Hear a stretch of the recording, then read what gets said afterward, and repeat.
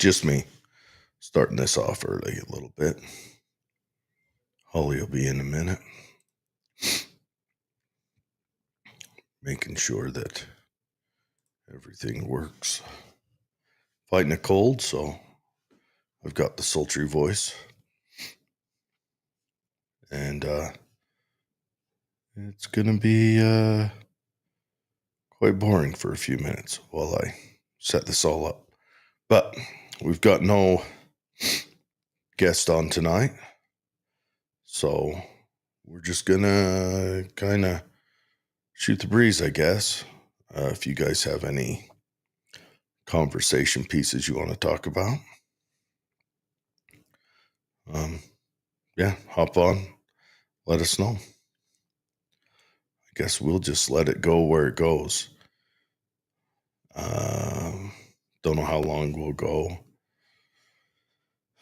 But one thing I do want to talk about, I guess we'll do a soft introduction, is kind of the DNC is having they're having a rough time lately.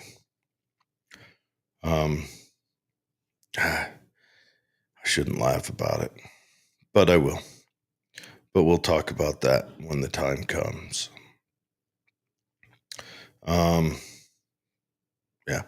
I don't know. You guys let me know if you have anything else. Not sure when Holly will be here.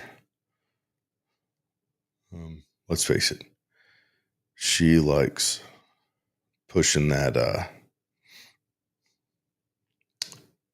pushing the line.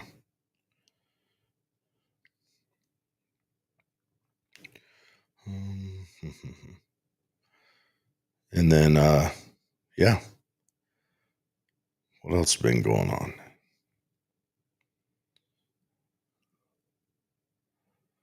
Hope everyone had a good Memorial weekend. I hope that they,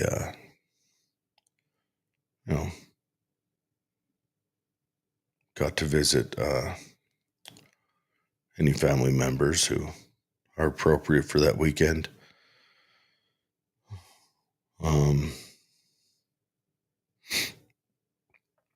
Mine was pretty good.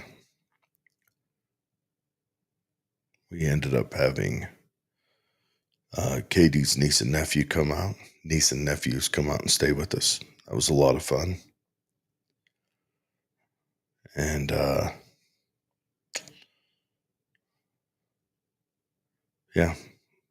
that's about it for me. And no one's here yet, so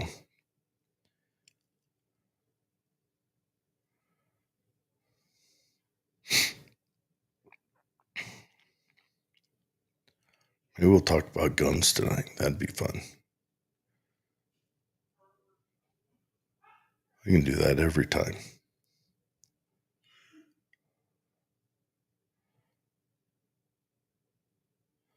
Just got to get all this sharing done.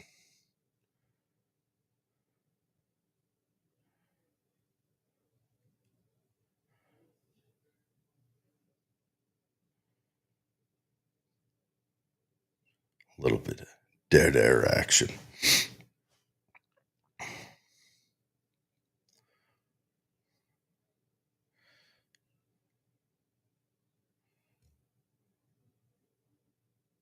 Maybe I can open it up for people to tell me their favorite pistol tonight.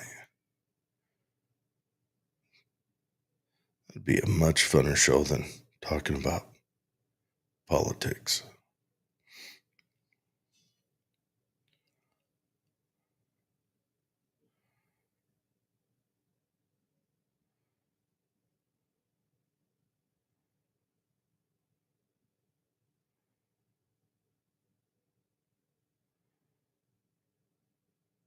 Maybe not just your favorite pistol, maybe what your EDC is, what your setup is, what you're leaning towards. Are you going, do you carry appendix full size? Do you go with the small one?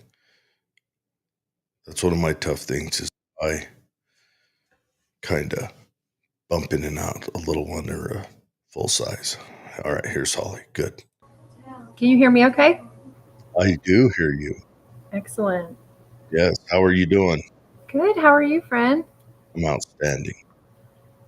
Okay. Well, are we live yet? Yep, we're already live. Oh, fantastic. Welcome, everybody. Did you do the intro yet? I haven't done any intro. I was thinking I could play the music real quick now that you're here, and then have you kick us off. How about that? Excellent. From the Great Basin to the Rockies to the four corners of Utah, Colorado, Arizona, and New Mexico, this is KMMU Main Street Media Utah coming to you live. You can find us on Rumble, YouTube, X, Facebook, and our website, kmmu.org. Please join our hosts, Jared and Holly, for Political Head Trauma, where if Head Trauma had a podcast, it would be just like this. Take it away, Jared and Holly.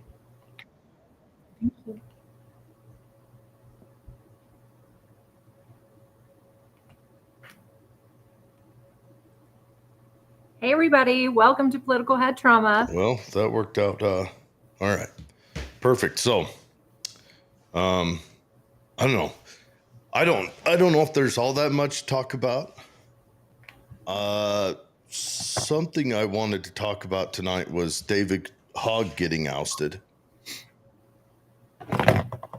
But that's the DNC doing What fun happened? DNC things. What happened? Can you hear me? Yes. So, okay. I'm shooting off memory. I could pull it up, but it's me. So remember how the DNC, their what do you call it? Their national election convention, whatever. Yeah, that he won in. Yeah, where they have like 18 vice chairs, so everything can be represented. They have two, I think. Yeah, however they do it. But they didn't elect a man and a woman like they normally do. They voted for two men. Well, the parity. They've got to have. You mean parody in the comedian sense, right? Oh, I mean it in both ways. Because that was one of the greatest conventions I've ever watched. Anyways, so the Native American lady who feels like she got robbed, she brought a suit, and David Hogg has been ousted. He's out. Now, he lost some Democrat support. First, he went on Bill Maher, and he said the quiet part out loud that the Democrats have been chasing away men, and men need to have fun, and they need to score dates and things like that. And so he lost support there. He talked ill about Chuck Schumer. And he another thing is he was you remember Project Veritas that James O'Keefe started, and then James O'Keefe got ousted, humana. And then, but Veritas is apparently still doing stuff because, how do I put this? If you are a homosexual male in and around Washington, D.C., don't go on Grindr dates because it's Project Veritas or it's James O'Keefe. Yeah, it's one of the two now. Has come out, has been James O'Keefe, and it has been through their men. The new one is Project Veritas. Same thing. Go on a Grindr date. The guy asks you questions about politics. So David Hogg came out and said it was the good Dr. Jill Biden's chief of staff that was running everything. And they've got it on recording. So that's fun. And I also heard another person come out and say that actually Jill Biden was running things, and that basically in the book that was put out by Jake Tapper, that basically Hunter acted like a chief of staff. Oh, I'm sure. I mean, I'm sure it was Hunter that, sat at the desk. Hey, Dad, do you mind if I play with this auto pen thing? And give himself a freaking Scientology contract of a pardon. You're pardoned for 1,000,000 years. And there's been a few actual accusations as well that those pardons may have been sold to the Biden family, are paid for. Sold by the Biden family? Yeah, by the Biden family. Which that would be the biggest criminal conspiracy, I think, to date. And it is showing that, that presidency probably had more scandals in it than the history of any presidency. I kind of feel like that's a future of all our presidencies now. We just need to. Trump's catching flack for pardoning. What's that guy's name? Chrisley.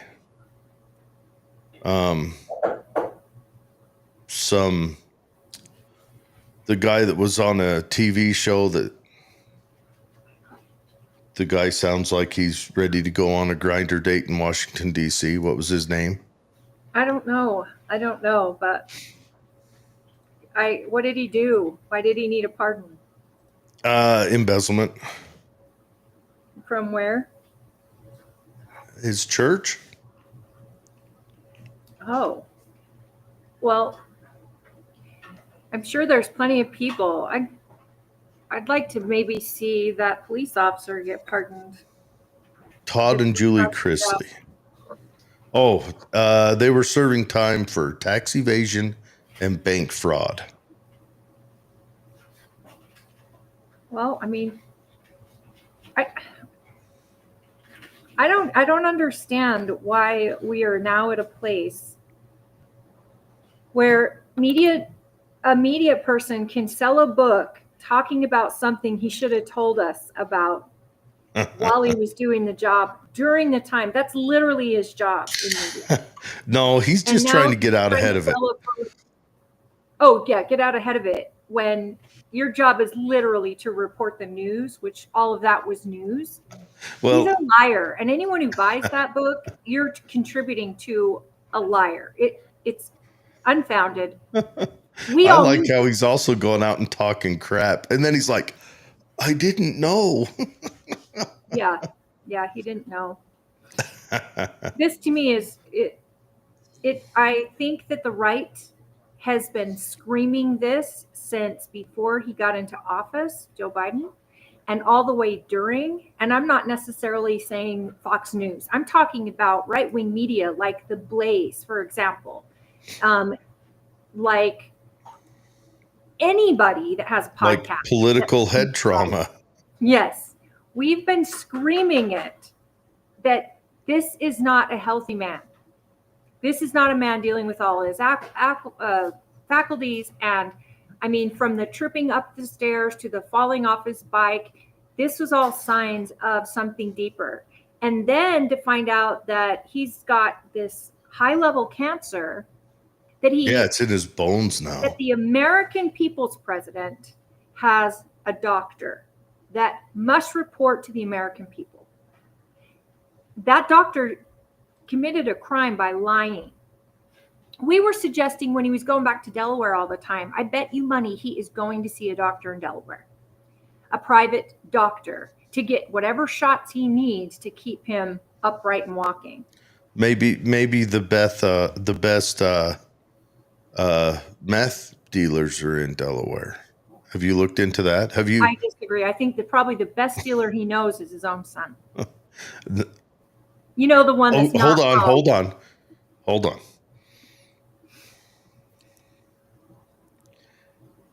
Would you trust him to hold your meth for you and not use it?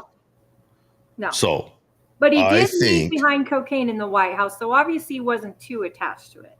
But that was cocaine. Cocaine's that's what he comes down with.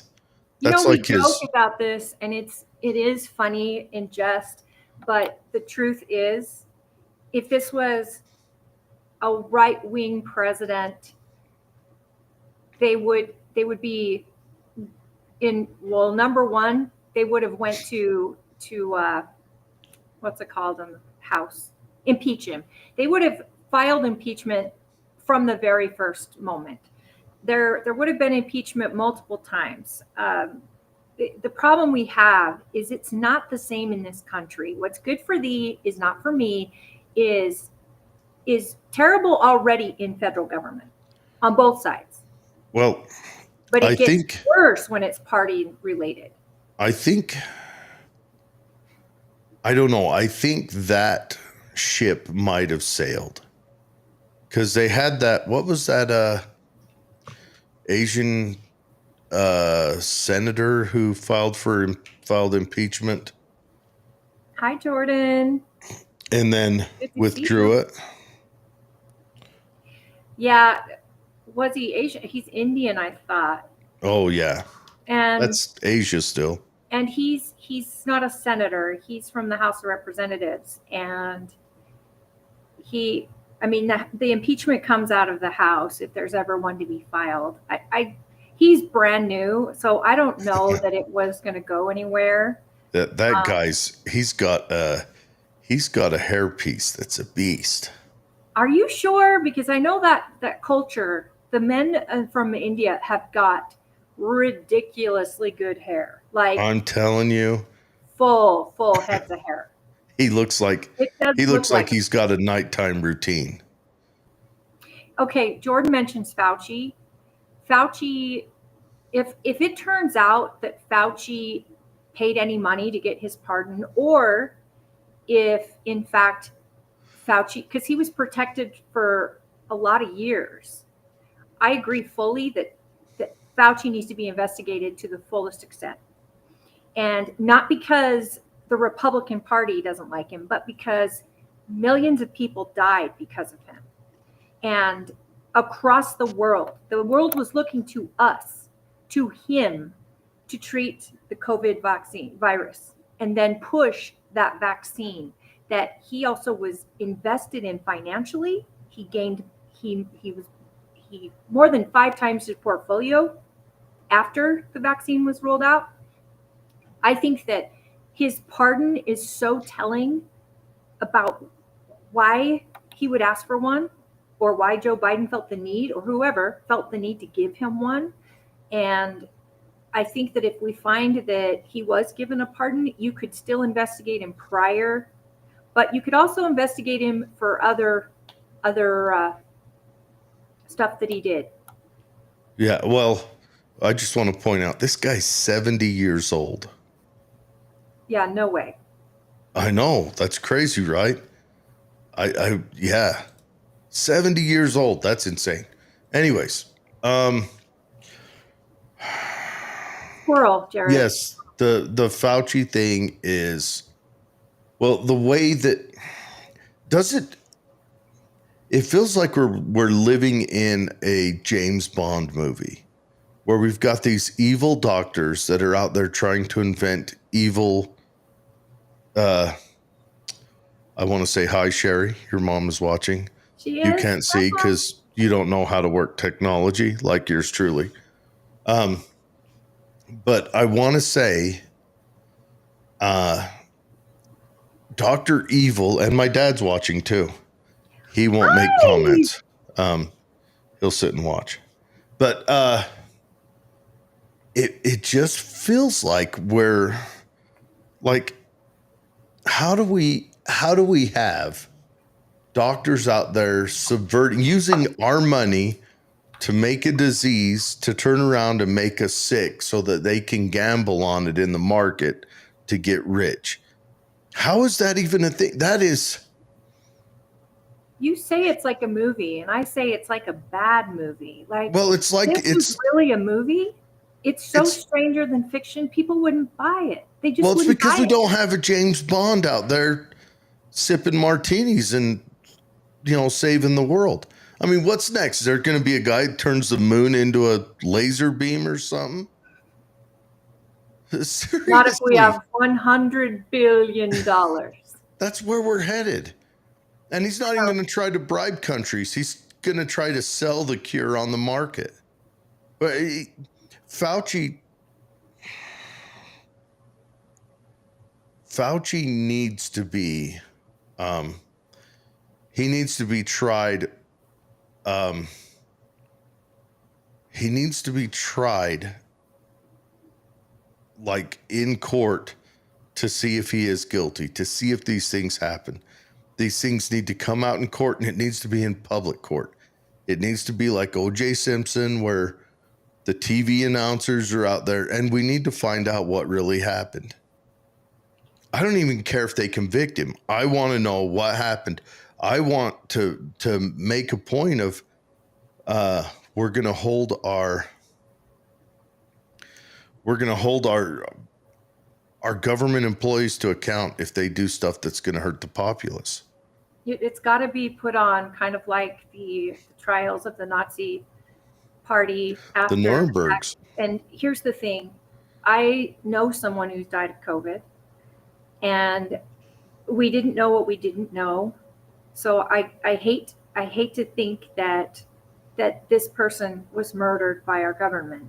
But when I look at what we learned in New York, when they put sick people in with elderly folks in the nursing homes, killed so many elderly folks, that right there should have been like, whoa, stop this. But other governors did it too. And yeah, you got New York, New Jersey, Pennsylvania, Washington, and Michigan. Well, Washington State, I know, did it as well. Here's the thing. And then a man I know in Utah has COVID, and they decided to put him on a respirator, which Florida already knew at this time the respirators were not helping. They were killing them faster. Yeah, they seem Florida to had advance already it. Doctors in Florida had already started using ivermectin and other treatments. And, they started trying to talk about it, and they were getting canceled. And a lot of doctors, Peter McCullough is one, was canceled for saying, if your person has COVID, do not let them put them on a respirator. Fight tooth and nail. Here are your rights. And nurses were coming out saying, hey, we're watching people die, and doctors are killing them, and they're following the rules of the hospital.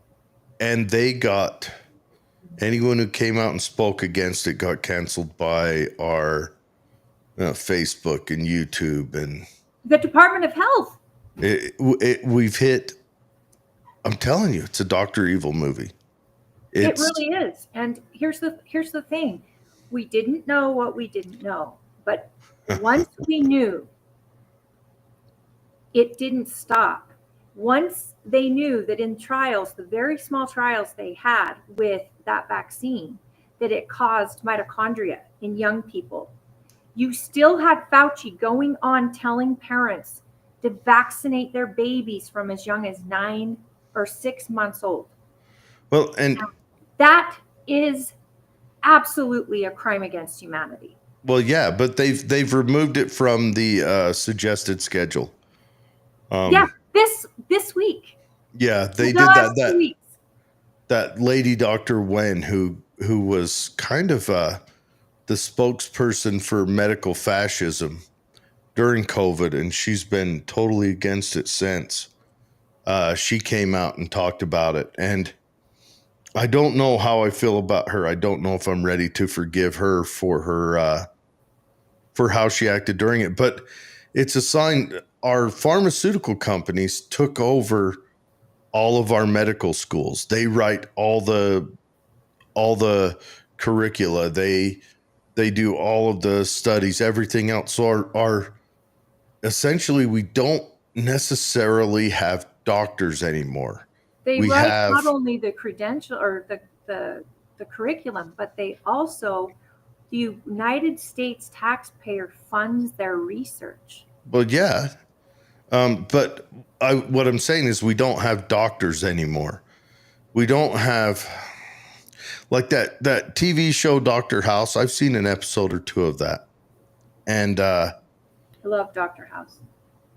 I've never really watched much of it, but where they sit and figure out what the problem is. We don't really have that anymore. All we do is the doctors, and I hope if anyone out there is a doctor, I'm not trying to offend you, and maybe you can change this, but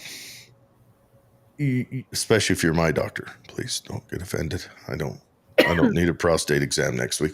But You probably do. There your help, folks.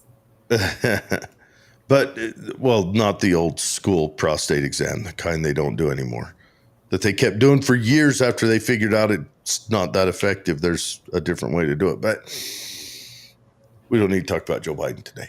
Well, we will, but not yet. But they've become just reps for different drugs. That's all they do is.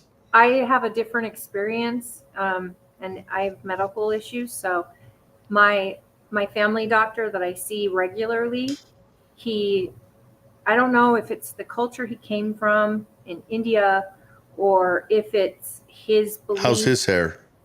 I don't know. It's not like that guy. I mean, I rarely see anybody with that guy's hair, but the one thing I love about my doctor is that he tells me how to get healthy, and it's drugs that usually are not the first thing that he brings up. See, that's wild. The reason I chose him, because I like to have a say in my care, and I have an illness that wasn't diagnosed for so long, and I just needed a doctor who would believe me, and he does.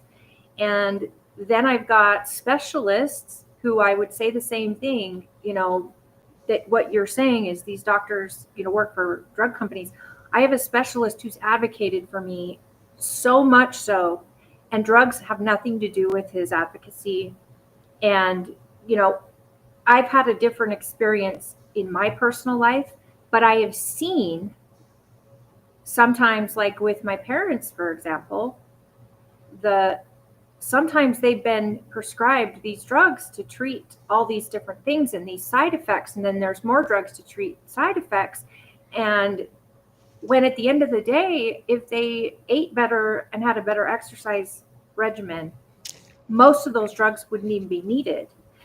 This is why I don't understand why drugs that monitor people's weight, like Ozempic and stuff like that, I don't know where that's going to end up in 10 years or what bad is going to come from the side effects.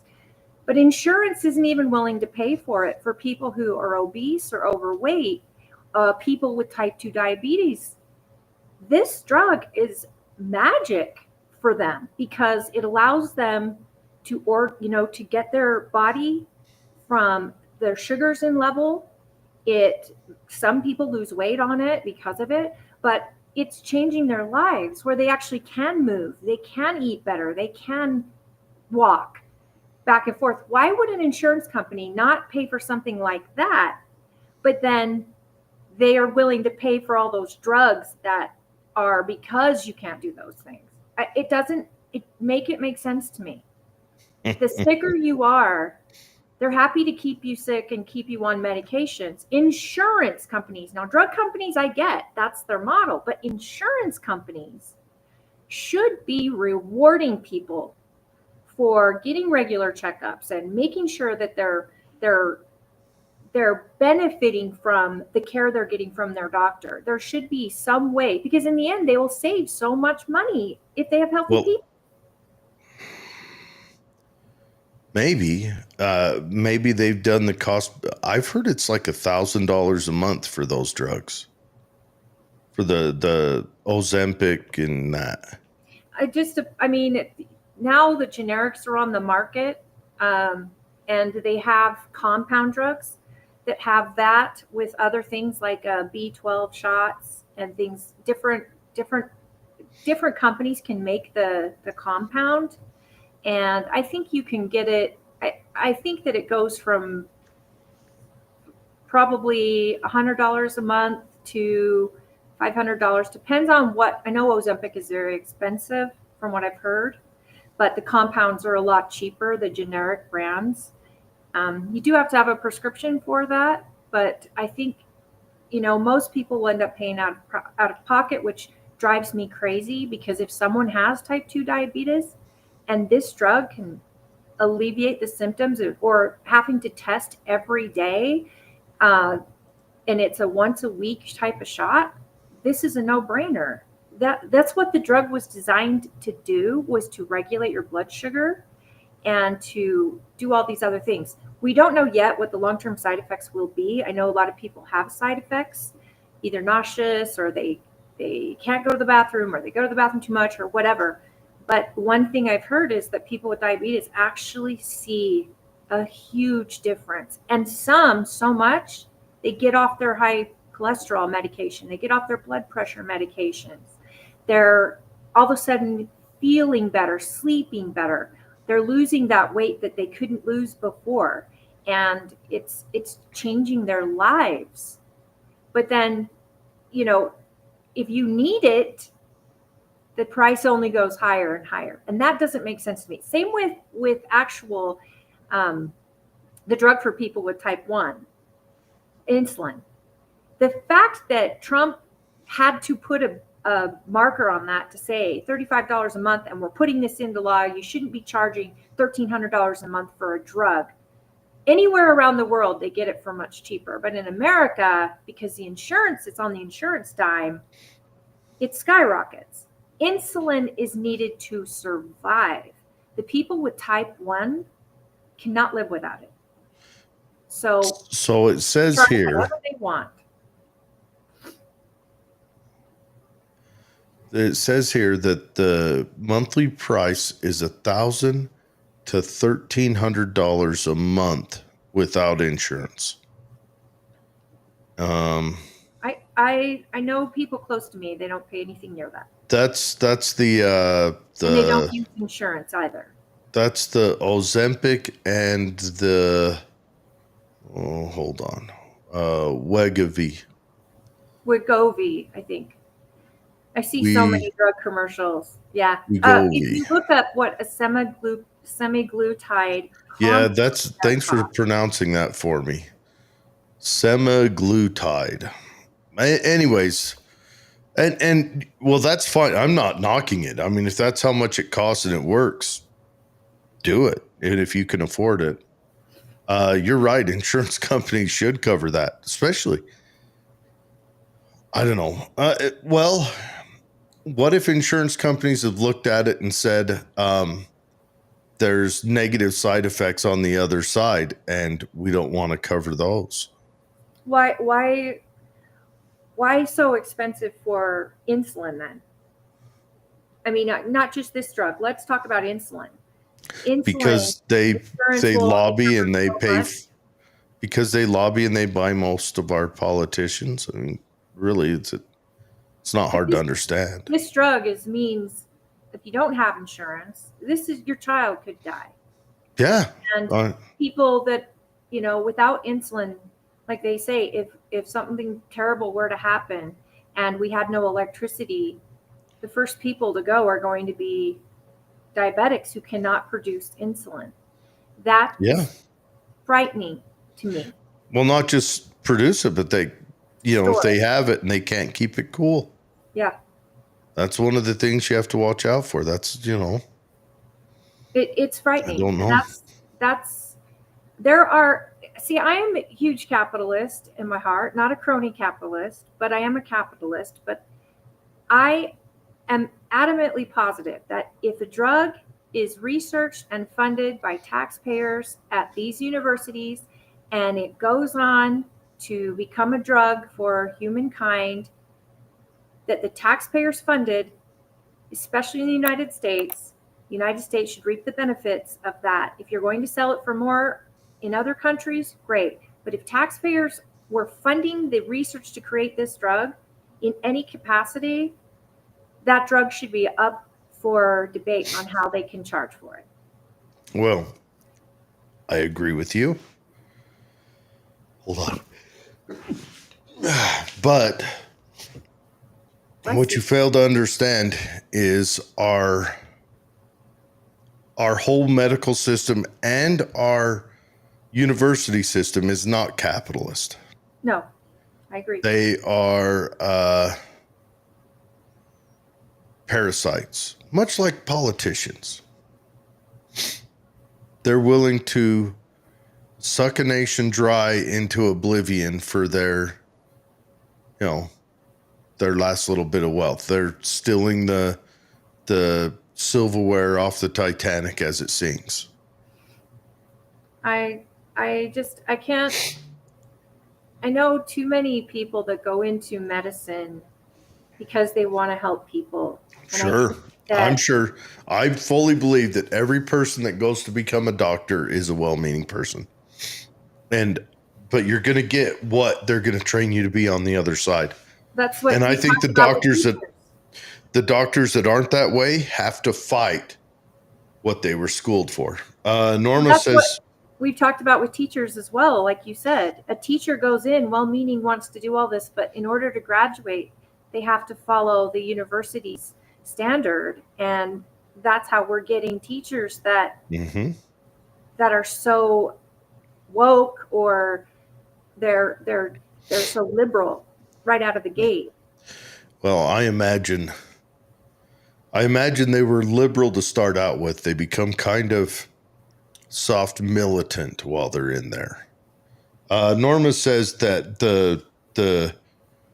they ruin your digestion. Yeah, the glutide. What is it called again? Semaglutide. And I've heard that is a side effect, that it will freeze your ability to digest food. In fact, before surgeries, they tell you if you're having any sort of surgery, not to take semaglutide for at least a week or two before the surgery, because just like when you can't eat or drink something for 24 hours, because they're afraid that you might aspirate with the, so you could aspirate food that has still been in your digestive tract a week later because it stays in longer, which I think is why people feel full, but I'm not sure. We'd have to get somebody on that actually takes it. Does it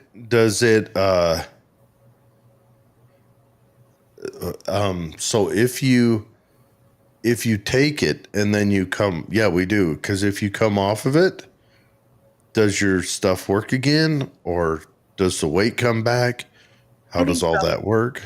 I think your body gets back to normal, but your hunger comes back.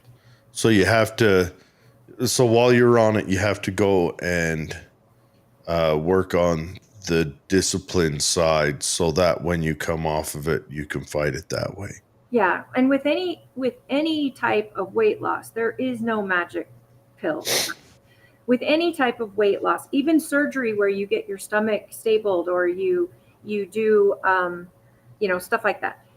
If you haven't learned good habits or new eating habits, it'll eventually, you'll gain the weight back. Okay.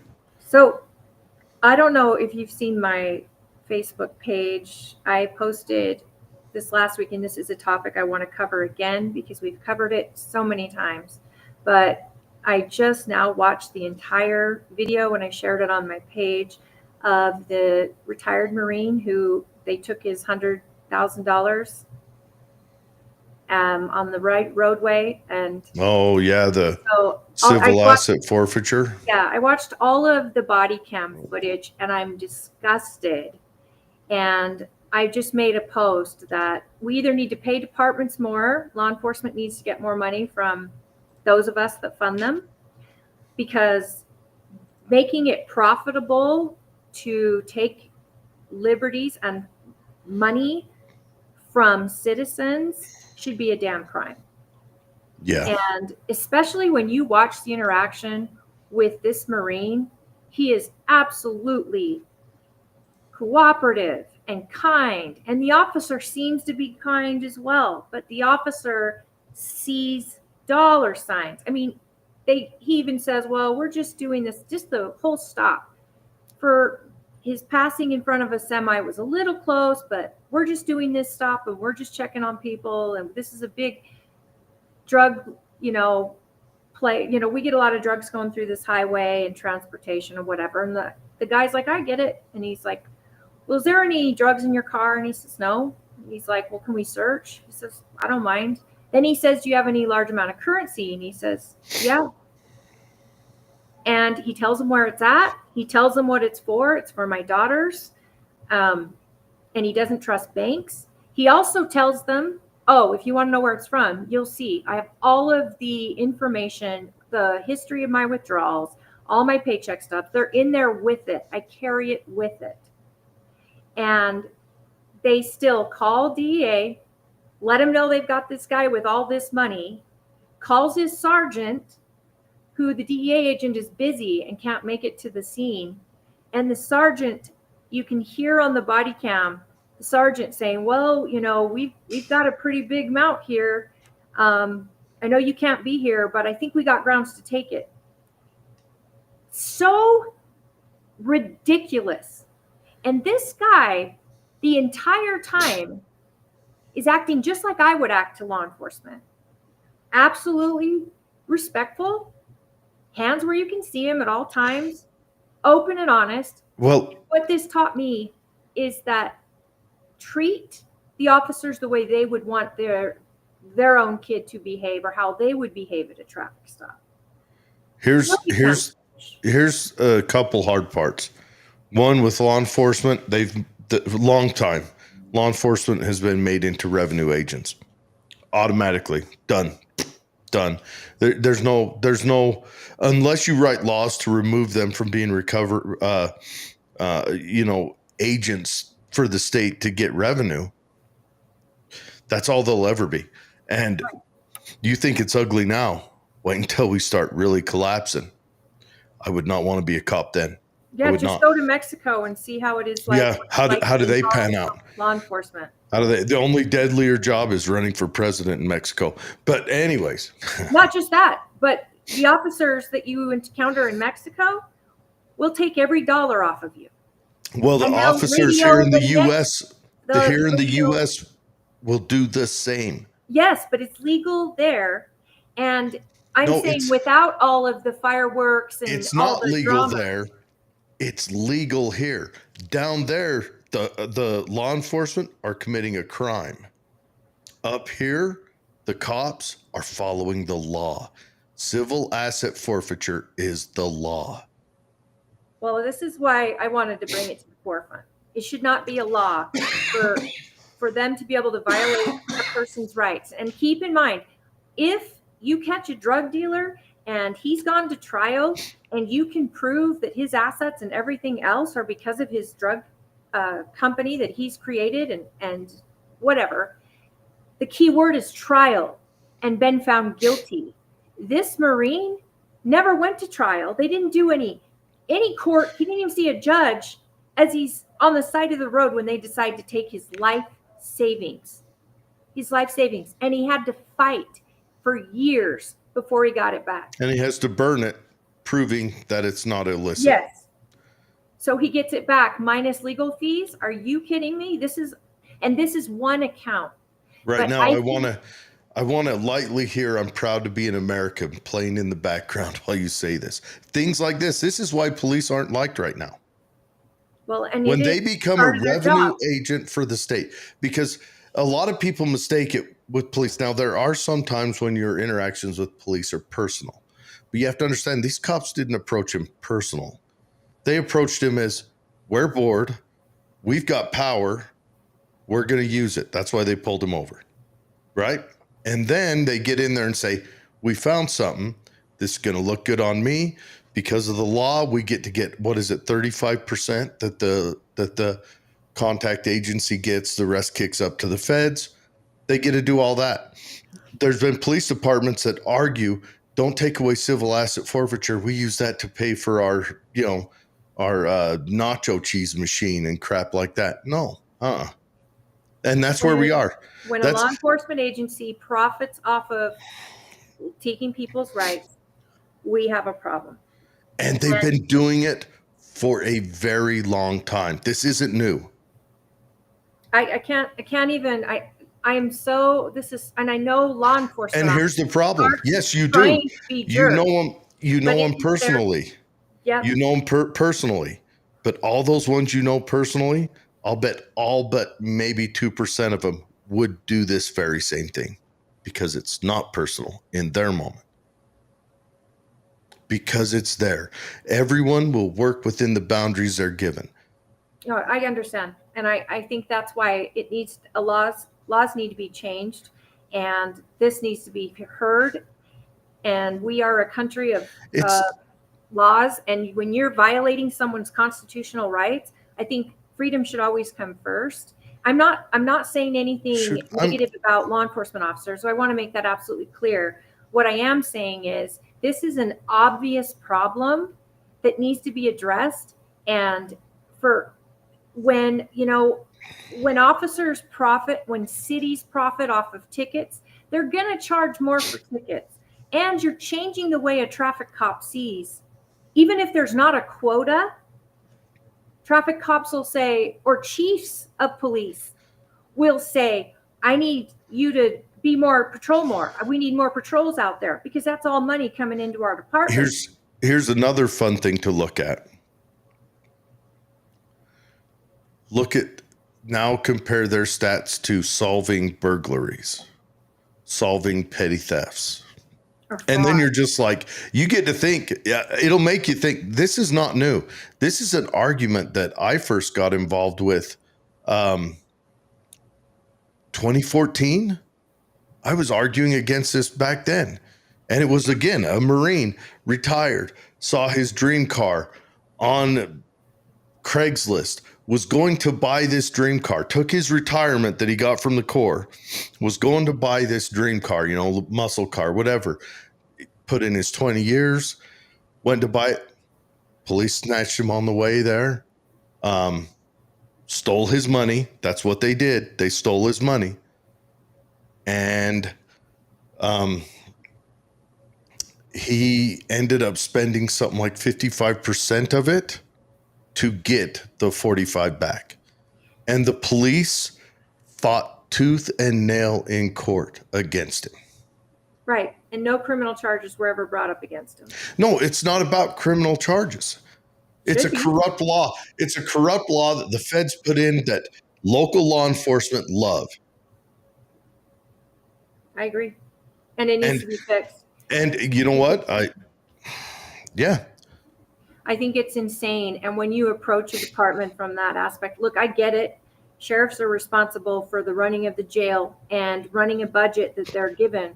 And they, when you get into chiefs, well, they're administrators that are controlled by a council of people, and their job is to run the department. But when you're dependent on violating people's rights, we've got a problem. You and I have talked about this so many times. This asset forfeiture, and it's like the lockers that were seized, or the boxes that were seized in California by the feds. And a lot of those people have been fighting in the courts to get their money back because it was so much money. And they were being accused of a crime when they just rented a space to have a security box. They rented a lockbox. Was a criminal. It's not like they had the money out on the street. They had precious metals. Someone had heirloom gold coins, and the Fed snatched it. Yeah. I mean, you know what? Seriously, Mexico's not got any different, except it's illegal for the cops to do that down there. Well, they do it. They do. They sure do. But they do it up here, and they do it up here with the weight of the government behind them. It needs to be changed. I mean, hey, preach. I'll share that. Good luck. I'll share it on our page, good luck, because you will have every union head, every cop union head in the country against you on that one. I'd be really curious to see, because I shared it on my page, and I don't think a lot of people responded to it, but it is a long video to watch. But knowing the backstory and knowing how things went down, I just was sick about it. And we've talked about it a lot. I'm going to share it on our page for anybody who would like to watch, because I think it's important that we know what's going on in this country. And it is not illegal to drive around with your life savings, folks. It is not illegal but it is to have a large sum of money in your home and not trust banks. It's loophole illegal for any of that. Constitutionally, it's not illegal, but it's loophole illegal. Okay, so Norma says, going back to talking about the glooby-tide thing, she says, yeah, that stuff. She says, when I asked what happens when you come off, she says you gain your weight back, but the side effects are permanent. Now, Norma, the people that I personally know that had side effects, their side effects went away once they got off it with the digestion thing. But I think the people that use it long term, they've had severe side effects. And you're right, they've had to have medical intervention to assist with their digestion. But again, it depends on the person, I think. All right. No. Yeah, that's heavy. Okay, Jordan. We're not ignoring you, Jordan. That's normally what Holly does, but Jared's here tonight. He says, Dr. Shiva. Is it Shiva, like the goddess? Shiva, destroyer of worlds. Anyways, born in India, and he started the Fire Fauci campaign. I never realized that. The government in the past seems so corrupt. What? Dr. Shiva? Oh, that's not the congressperson, right? Dr. Shiva, born in India, started the Fire Fauci campaign. And, we definitely need to have a trial on Fauci. We need to have a trial on all of that. And this NGOs where they can hide what the government can spend your money on stuff that you would not be okay with by sending it through an NGO. I think if the government spends your money, it should be completely above board. I mean, come on, let an NGO go out and advertise that they want to, turn the frogs gay, and you can give money to that personally. Jordan Lott says, hey, Jared's daddy, Jared's Papa rocks, and he wants to party with the old man. And he says he has my vote. And then, partying with the old man, it usually means standing around telling bad jokes. King Your of dad jokes. Fun. He's a good guy. He's a good time.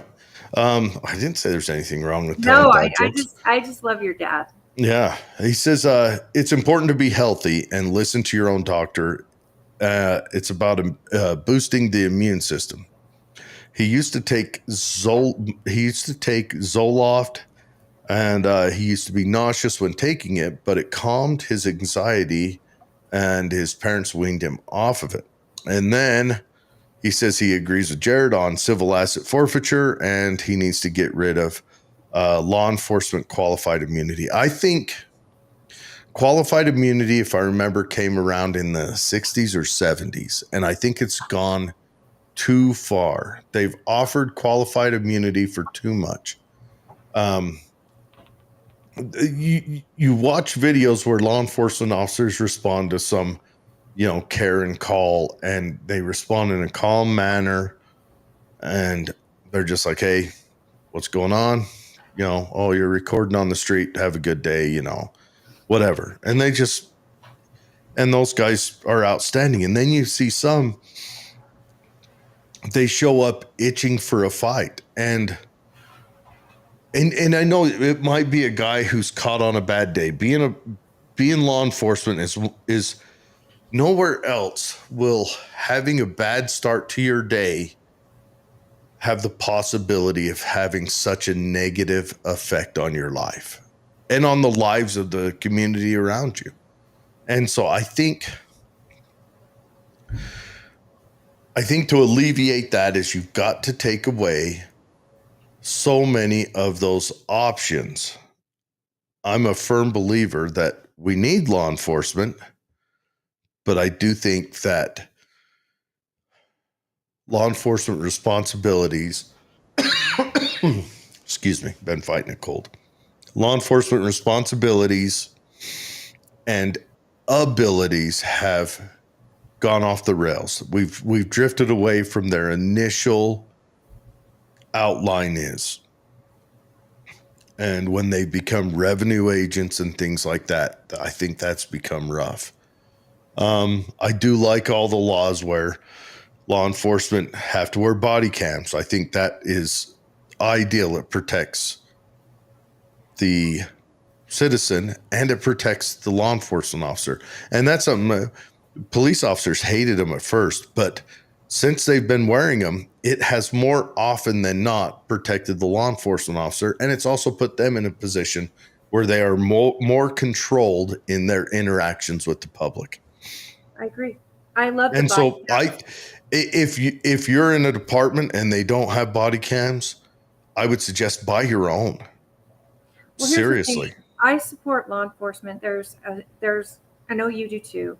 There is a certain type of person who can even do that job, just like doctors, just like lawyers. It requires a certain type of person, and law enforcement at its heart is amazing. They are like our military in the sense that there's some give all in order to protect the people around them and their communities. I think the problem is that they financially benefit. And you're right. If we eliminate that, I mean, they write tickets that brings money to their city. The more tickets they write, the more money to their cities. I don't love that connection, but I understand but I don't better than I do asset forfeiture. I don't want to take away. First of all, if I've got someone speeding through my neighborhood, got little kids on my street. If I got someone driving like a butthead through my street, I want that guy to have that financial hit that's going to make him readjust or her. Let's face it. It's accountability, right? Yeah, I want that, and I do want law enforcement officers that do that. I also want law enforcement that starts covering burglaries, that starts dealing with petty crime a little more. I want law enforcement to cover scams. That too. Well, you will go get scammed, and I called the police once because somebody got into my bank account and totally drained it, and they're like, our hands are tied, we don't know. And I'm like, look, I know the Western Union they're going to pick up this money tomorrow. Can't you call New York and have this done? And they don't have the resources now. They don't have the desire. There's no win for our current law enforcement to do that. Well, this deputy tried. I mean, let me ask you a question. Have resources. They don't have the resources, but the resources aren't going to go to that because, unlike writing a speeding ticket, what does the city or the county or the state, what do they get out of that deal? Because let's face it, our government has become a transactional entity with us. They're a parasite. That's what our government is now. That's what it's become. That's all it is. I get it with our government doesn't care. No government, but our government doesn't care that we are building a low trust society. They don't care. Well, the more low trust we have, the more we need them. The more we need them. They're building the low trust society. Yeah. They're the ones that are cutting the criminals loose off the street because a criminal might be of a more melanin and he might have had a rough childhood, so he pushed that old man down at the ATM and killed him. But we've got to make sure that Daniel Penny almost faces the full force of it. That's building a low trust society. That's where we're at. So welcome, join. Here's the party. Buy yourself some weapons. Buy yourself weapons. Everybody, I don't know if you guys are into it, but I highly recommend look up the body cam of Officer Chauvin and George Floyd's interaction. This is something the press was adamant not to get out after what was happening with George Floyd, and we are at the anniversary of that. But I highly recommend go to that body cam and watch, because George Floyd died of a fentanyl overdose, essentially.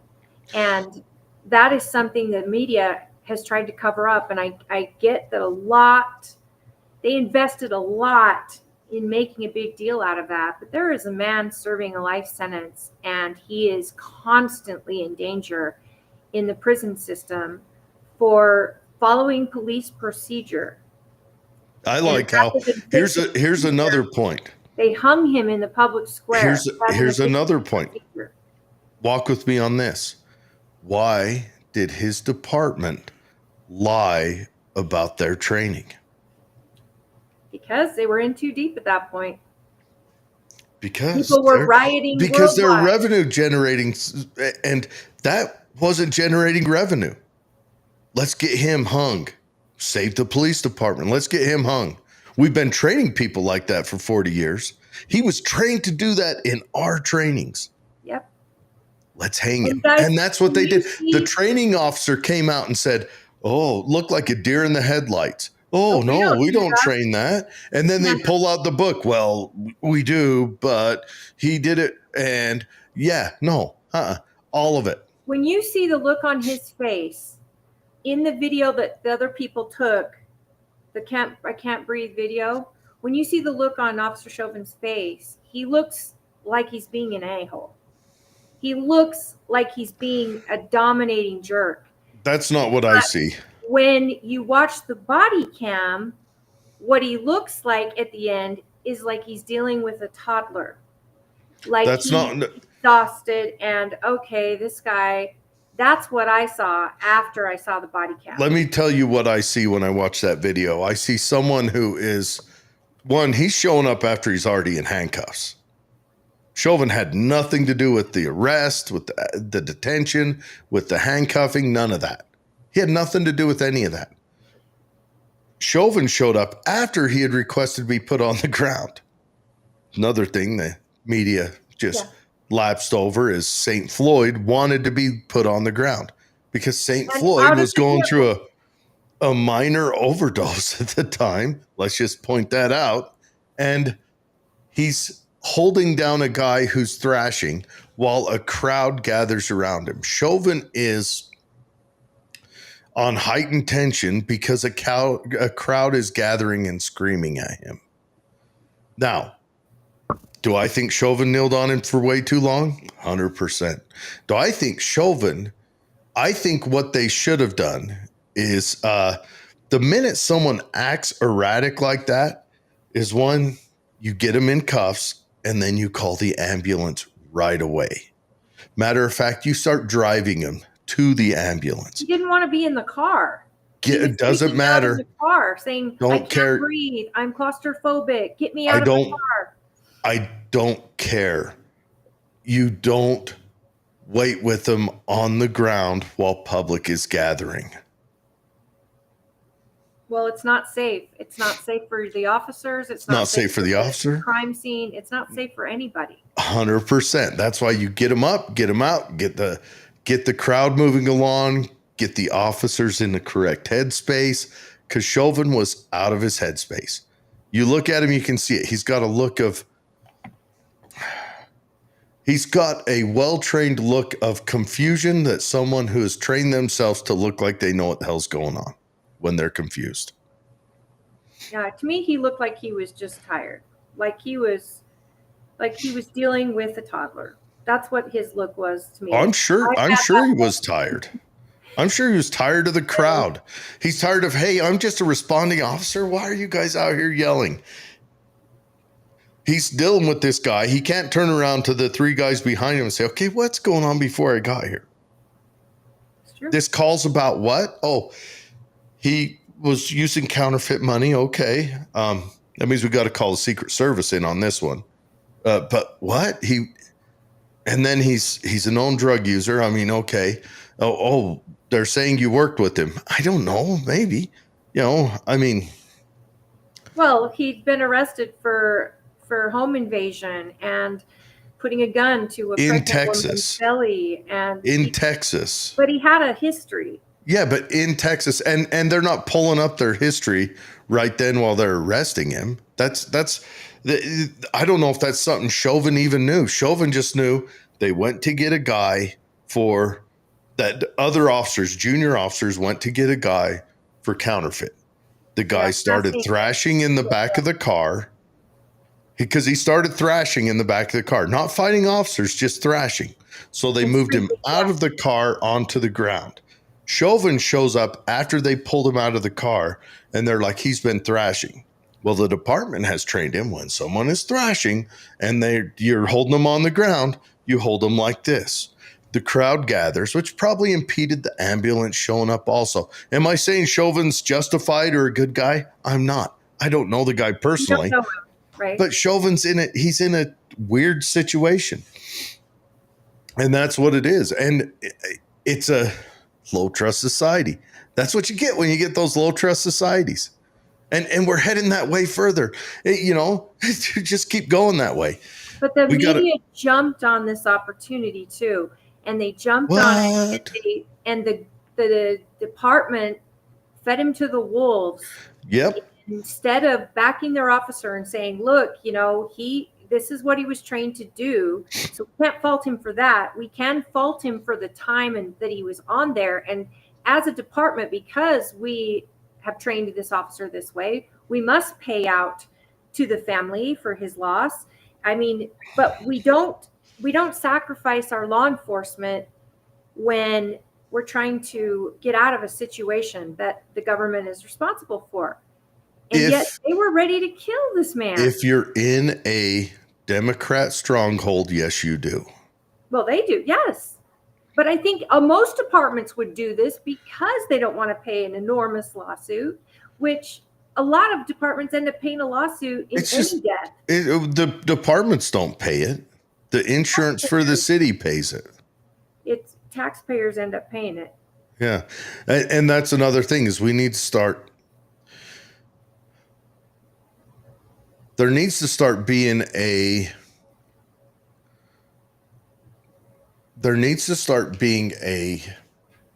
financial cost for police officers who do wrong.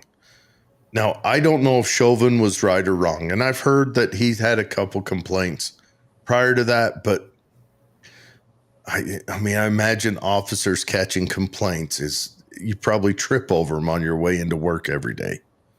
That's why you need body cams, because a lot of officers have been able to now sue people who file fake complaints against them because they have proof that they did not do the things they were accused of thanks to a body cam. Yeah, I don't know if I want to enter a lawsuit into it. As an officer, I would. If people lie about me, because that goes in your jacket forever. No, I don't know if I want to enter. I don't know if I want to enter that into it. I'd have to think on that more. I'm thinking we've already got too much on our plates with that. Well, it's simple. It's not. I mean, they pay their own. But I mean, even Judge Judy have had cops on there that are suing a person for false complaints and saying this officer did something they did not do, and they bring their body cam footage into the courtroom and show, I never called this woman this. I never did this. That's something that should be handled by internal affairs, Well, no, this is an individual whose whole retirement can be affected by someone making a false claim about them. Do they make a false claim in civil court, or do they make a false? No, they make it to the department. The department gives them, it goes in their jacket, and they get reprimanded, and then this person may lose out on being a sergeant. So, okay, I want you to hear this. It affects their life. That's a fault in the department if they don't investigate every claim. If a claim automatically goes in the jacket, the department is wrong. No, the department should go in there. The department should get a big old stamp, 2 of them. One that says, this officer did this, or one that says, this is BS. They do investigate it, and they do write. Then why would it affect their future? But it stays in their jacket. Sure, but it should stay in their jacket as, hey, look, some jerk said he did this. This, to me, is a way for officers to clear their name. And if people understand that when they make a false complaint, because it's okay to make a complaint if it's real, but it's actually accountability on the people who go out of their way to ruin an officer's life for doing their job or lie about something they're doing in order to get out of something. I think it should be absolutely fair for an officer to sue civilly if somebody is lying about what they did or what they said about them. I mean, you saw the girl who said that she just batted her eyelashes at this officer and he let her go with the DUI and all this other crap. And the officer actually, she posted it on her TikTok. Well, the department started investigating that because that would be against their rules to let someone go that's DUI. She said she was a 3-something. She blew a 3-something. Well, she's an idiot. A 3-something. Blew a 3? Yeah, you'd be dead. So this officer is getting all upset. Well, the investigation started because it was seen on TikTok. She went viral, and the department actually showed his traffic stop with this girl, and it was nothing like what she said to the public, and it is defamation. So did that go into his jacket? Well, she didn't file a complaint against him officially. Okay. No. So that's what I'm saying is the only thing I want in their jackets is if they get found that they did something wrong. Well, it's usually a department rule that all complaints have to be investigated. Good, they should be. If the public files a complaint, at least they keep it in the jacket because they want to know if there's patterns in a certain officer. That's fine, but they should mark it on there if he's guilty of it or not. But either way, we're off in the weeds. I'll bet this is exciting chat, but I just don't want to have public employees going around suing private citizens as I don't public want private employees. Citizens lying about our law enforcement. Sure, but I don't want they should public. Have I don't want to open the door to a new revenue source. You hear what I'm saying? Yeah, there's no pay. The officer has to do it individually as a citizen, file in small claims court at their own expense. The department doesn't do it. Sure. They investigate. Let's not open a new revenue source where next thing you know, mayors are jumping on the bandwagon because someone said they're doing a shitty job as mayor. You see what I'm saying? Let's not. No, it's something I don't support. Mayors are elected. People who are elected, they can also sue for defamation, but it's a different thing. An officer whose job it is, we're already clogged up in the courts. I disagree. Don't support it. But that's fine. That's fine. You know what? And I'm sure this argument was had prior to civil asset forfeiture. I'll bet there was 2 people arguing, one going, it takes away the criminal's ability to fight the government, and the other one's going, this is apples and oranges. Yeah, but they're both fruit. Officer is on their own dime to protect their name is different than all right. Let's play it out then. If we're enjoying this play out. There has been lots of departments where people have made complaints that the officer did wrong and the department did nothing about it. What happens when that officer who did do wrong, but the department did nothing about it, then goes to civil court? And then using the weight of his crooked department who backed him on his bullshit, then sues and takes more money from someone who he already abused. You see what I'm saying? There's a way to go with this. That's why you keep it out of that. Huh? I mean, if an officer was taking me to court and civil court, I would request the body cam footage from the department. If they wouldn't supply it, I would tell the judge that I've requested evidence. I mean, there's evidence that can be requested. Again, this is my dime and his dime. It's not the department in civil. So many times body cams aren't turned on. That's a department problem. Then the person should be suing the department. Sure. And yeah, good luck. Good luck. But you'll be in civil court paying for them. You'll be in civil court paying because you filed a honest complaint. Jared should be the mayor. Yes, Jordan, you should run for mayor. But no, it's just simple. I mean, we've got to, I don't know. Is there an answer? I don't know. I don't know what the answer is. I just don't think that's it. Okay. Well, I'm curious when let's go on. Did you know I was on a show 2 days ago? Yeah, tell me about that show you were on. Dan the Eagle, also on KMMU. We talked about caucus and convention, and I answered some questions for him regarding caucus, and we've been putting ideas around of like the best way to get people to attend. But the whole thing was just explaining to the public what caucus is and how people can get involved. And it was way cool that Dwayne kind of put us together. And so Dan the Eagle, check out his podcast, folks. He's also on the KMMU, in the KMMU family, and it's called Dan the Eagle on Facebook. And I shared it on the Political Head Trauma Facebook page if you want to check that out. But for anyone interested to understand what caucus is, what being a delegate or a precinct chair means, and why it's so important to having a say in what happens in our government, especially local, that's what we talked about. So that was way cool. I was excited to be a part of that. So I want to go back to this David Hogg thing. So I spent. Katie on. I'd like to know what she thinks about it. I asked her to come on, but she's getting ready for her caucus, which is coming up in a couple weeks. She did reach out to me. I hope I'm not blowing anything out, but they have had a couple of issues with threats, she said. For her convention? Yes, her convention. That's right.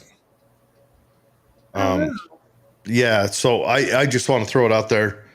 Dude, don't threaten the other political party. It's asinine. Don't. It's a waste of time, people, and it's not appreciated in any political violence. There's a reason the Democrats are dying on the vine. One, they're ridiculous. I mean, they're utterly ridiculous. But just last weekend, they had that Bible thing up in Seattle attacked by Antifa. I mean, and then more people show up to do the Christian thing because Antifa attacks them. Antifa got the exact opposite reaction of what they were hoping for. Don't do political violence. You're a butthole if you do. But I mean, Democrats are melting down. And here's what I think happened. Just if I was going to do my little mind reading thing or looking into the crystal ball stuff. I think the Democrats are in a little bit of culture shock because they actually, for the first time in some 80 years, lost the youth. More youth went over to the Republican side. I don't know if it's 50%, but they lost such a large amount that it's shocking them. We've got a resurgence in religiosity in the youth. The high school boys right now are looking at religion. They're looking at fundamental conservative values. One of the big things that young guys are doing is they're getting away from corn. They're getting away from all that stuff. So it's great. I mean, there's some good things happening. That's how you build a high trust society. You get back to these characteristics of to be a man. You don't have to be strong or chew tobacco or any of that. You have to have integrity. You have to all those things. You have to be the person who's willing to stand in the way of wrongdoing and all that, right? And young man. Did you say corn and you were using that instead of using Yeah, you're not supposed to say the other one. Right. So for those of you watching, he's talking about adult video watching. Yeah. Young men are actually trying to get away from watching that type of stuff. Yes, it's become a big thing. It hinders their character, and they're trying to build on their character and their integrity, which is awesome. There's a resurgence, and this resurgence happens every century, so it's interesting. But where was I at? But young people leaving the Democrat Party, and David Hogg just did an interview where he talked about how Alexandria Cortez is the face of the Democrat Party. That was him in the interview I saw with him, where he was adamantly saying she is the face. And I think that's what got what's his name pissed off in New York, because Schumer? Yeah, because he thinks that she should be Senate, and she could run for president, all this other stuff. She's kind of looking to upset his seat. That's something that a lot of people are mentioning. But anyway, so the Democrats are at a loss. Why are we losing that? And the Democrat Party has done nothing, has done nothing but kind of ridicule men and masculinity for the last however many years. And that's been a common thing. Men in general, and then more closely, white men. Well, yes, and white men particular, but men in general, any traditional values, any of that, they've kind of made it a point that they don't want that in their milieu. Like the family, a strong single mother. They're pushing that before saying a strong family unit. Yeah. And they've men aren't needed. And they run with that. They've done that, and I don't know why. I don't know if that's I'm not going to say that's a goal of theirs. Sure seems like it. It sure seems like it. I mean, if it's not, they're stumbling onto it quite soundly. Right. But they are and I think they're starting to recognize that men have deserted. The most they've got two votes in their stable, and that's black women and single middle-aged white women. That's all they've got left. They're losing all the rest because they brought nothing to them. The Democrats haven't fought for the working class since Carter, really. So the Democrats aren't fighting for the working class. The Democrats aren't fighting for, they're not fighting for general national prosperity. Not that the Republicans on the whole are either. I do believe Trump is, but we have to watch it to see how it actually pans out. I'm not smart enough to judge that, but does David Hogg have any opportunity to sue? I mean, how does he get duly elected? His seat. They're saying he didn't get duly elected though, because they've got that parity they have to have with a woman and a man. They have to have that representation. Eventually they're going to have a chair for every identity molecule out there. They'll have 300 different chairs. You'll have your non-binary over here, and your male, and your chick, and your dude who's a chick every third Thursday, and you'll have your person who a gimp, and they'll just have everything.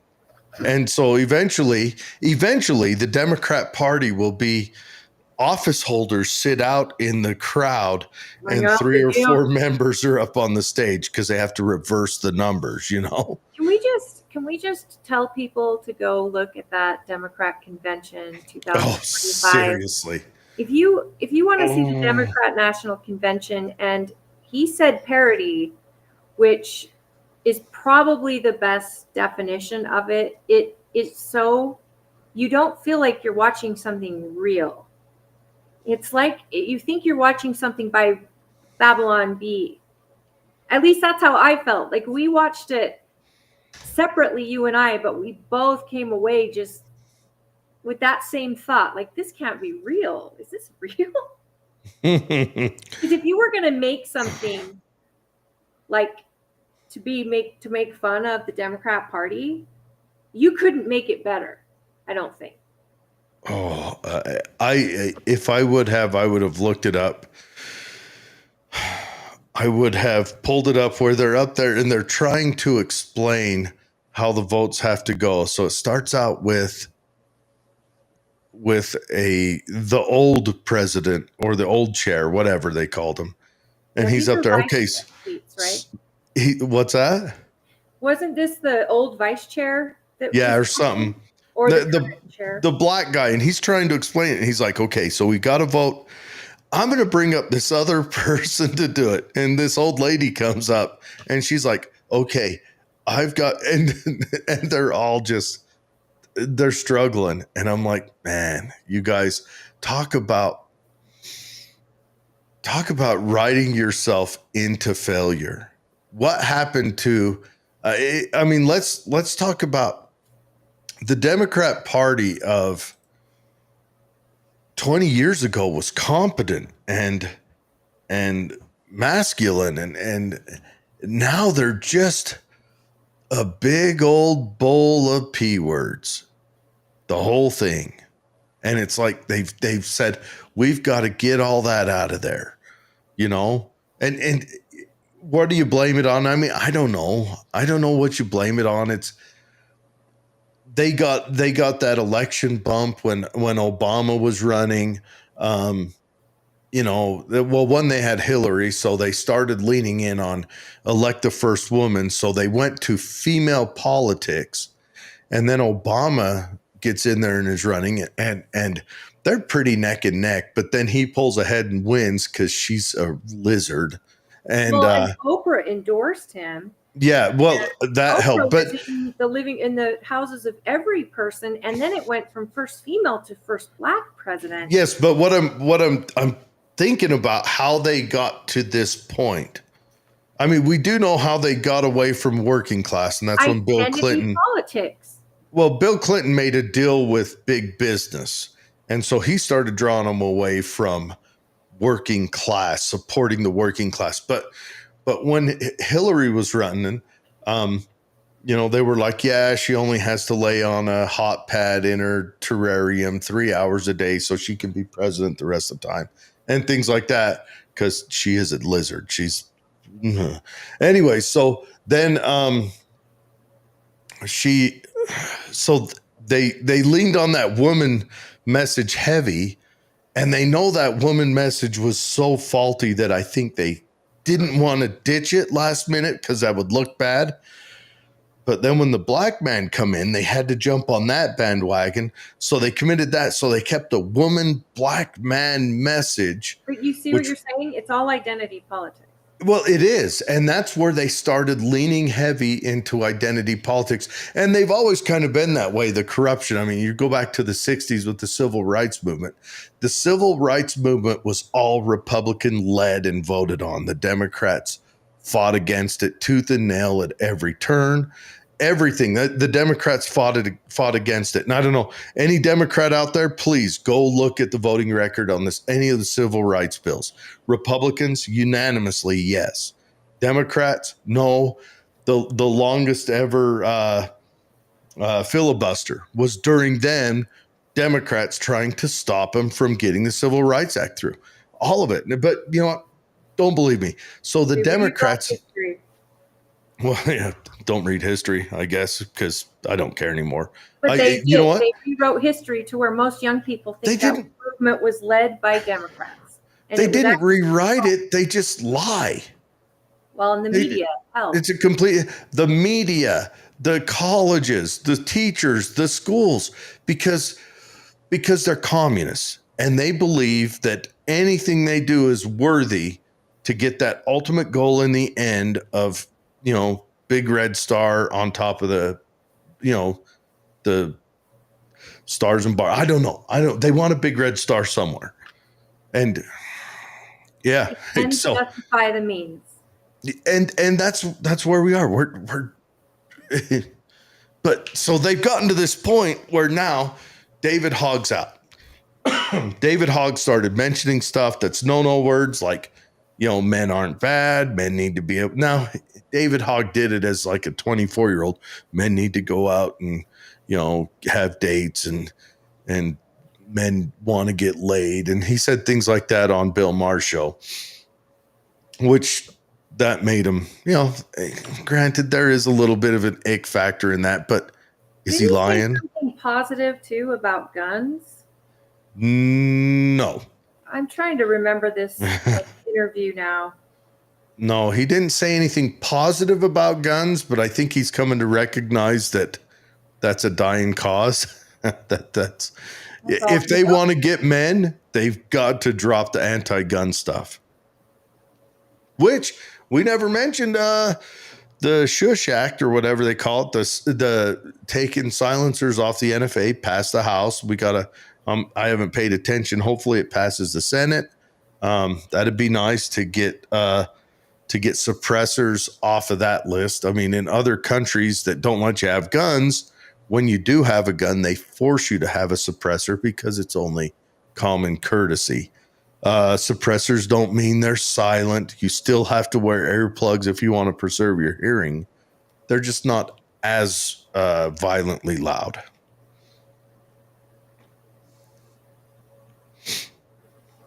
So, okay, I asked ChatGPT, why did they get rid of David Hogg? He's not been fired from the Democrat Party. However, his position as vice chair in the National Committee is currently under review. Fired from the party? On June 9th. Well, as the vice chair. They're going to vote June 9th to June 11th to determine whether to redo the election for 2 vice chair positions, including Hogg's, due to a procedural complaint regarding gender equity rules. So the report indicates he used party contact lists to solicit donations from his political action committee, Leaders We Deserve, where he reportedly received a 6-figure salary. Democrats have criticized this as misuse of party resources, though it does not appear to violate any rules. And his outspoken advocacy for younger, more progressive leadership has drawn both support and criticism within the party. He's been a vocal critic of the Democrat establishment's approach to outreach, particularly concerning young male voters, and has pledged to challenge underperforming incumbents through a $20 million campaign. So the vote on the 9th through the 11th will determine whether or not he'll keep his position, or if a new election will be held. Oh. Dun, dun, dun, dun, dun, dun, It just doesn't sound like they have any reason other than it might violate their gender equity clause in their. But the people voted. Both genders voted. I don't. Him. Seriously, Democrats, keep it going. How do you keep it going? The vote of the people. Oh, the Democrats do that. I mean, they did that with Kamala Harris and the 2024 campaign. Keep by it going. ignoring those who supported Biden.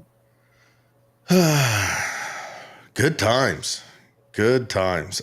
You know what? I don't know. I'm good. I'm good at let the Democrats burn it down.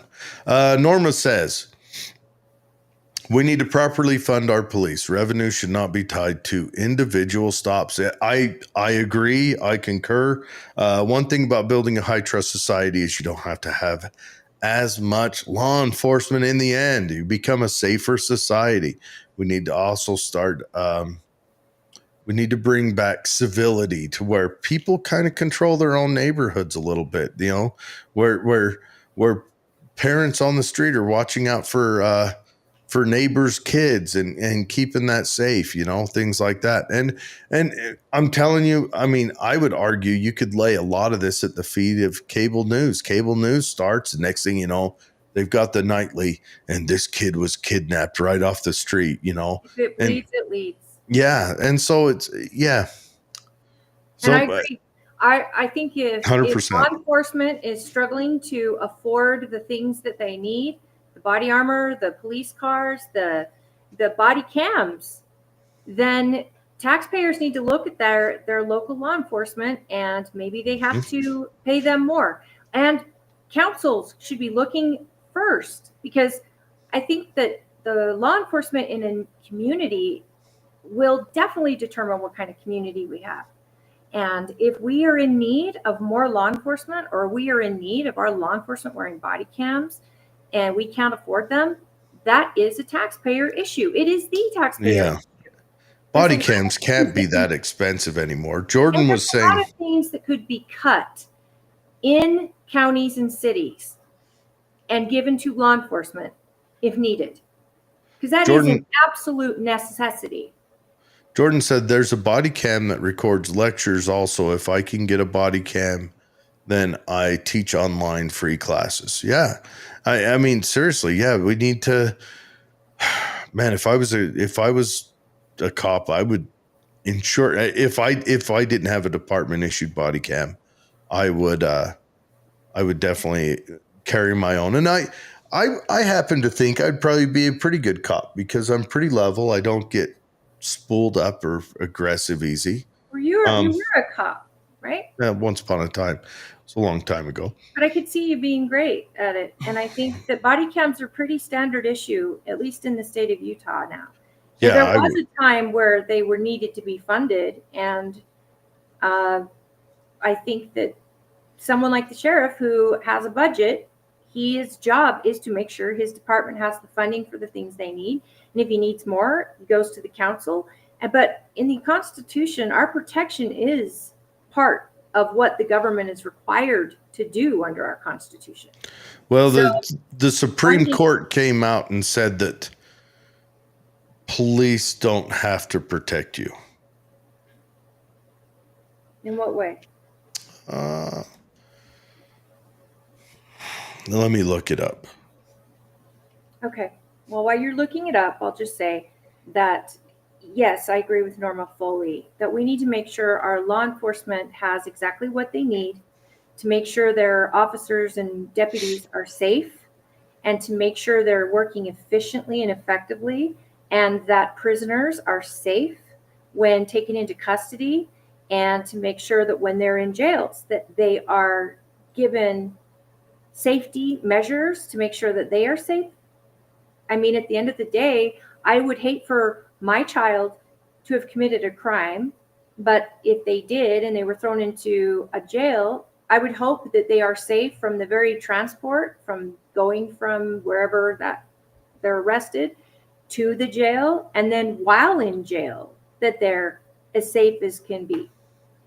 And I don't care what the person did. I think that when you are taken out of your own freedom and put into custody, there should be a level and demand of safety for that person. And if it's needed, then that falls on the taxpayer to make sure it can be funded, because otherwise you get like that Nevada PD and they salivate over the thought of a guy who hates banks. And even though he has records to show where every dollar came from that is sitting in his car, they still took it and they held on to it for 4+ years.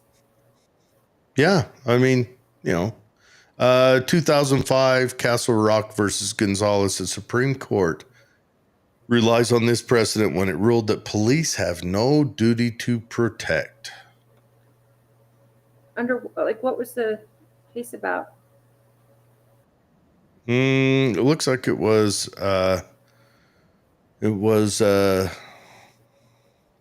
protective order.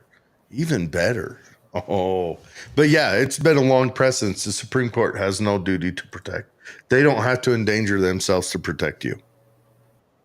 They have no duty. You can't sue them if they fail to protect you. You can't any of that. Well, I mean, that only makes those that die in line of duty, usually protecting someone, makes them all amazing. Yeah. Those are the ones we want. Okay, so Thomas jumped on. Thomas. Let me get back to that, Thomas. Thomas says, hi, dears. After a great CPAC summit in Budapest with a great speech from Viktor Orban, J.D. Vance, Ben Shapiro, Alice Weidel / AFD, that's that German party, right? Another something for Deutschland, I think it is. And a congressman from Ohio, links on his Liberland Press and his Facebook. If you guys want to check that out, go to Thomas George Pullman. You can find him right there if you're watching this. He's now landing in Beijing for diplomatic talks and crypto meetups. That's where they get there and they gamble with Bitcoin or something fun. He was in Vegas for the Bitcoin 2025, and then he says, after the fly your show via VPN, and it's 9:17 there, and he's having the best morning from China. Well, I hope everything goes great in China. I hope you have a good time. And then he says, "Go woke, go broke." So what are you doing in And, China, Thomas? He's at a crypto diplomatic talks for Liberland, I'm sure, and then crypto meetups. Wow, that sounds amazing. And you went, and they had a CPAC Yeah. in Budapest. How Yep. fun! So that's growing all over. So you've I got didn't realize those. they did a CPAC in those other countries. That's really cool. It's wild. Countries that lived underneath the communist yoke are fighting to remain conservative. And I've grown away from using the word conservative and liberal. I think they're fighting to remain. I mean, honestly, I would say they're fighting to remain liberal, and the Democrats and the left wing and all that, they're fighting to go deeper into progressivism, which is I'm not saying progressivism is all bad. Things can be improved, Well, but it's necessary with an evolving society, especially technically. I think it's the way they look at progressivism. And I think it's because they've got a mind virus. So the way they look at progressivism is either, this is why white men are feeling the brunt of it, is they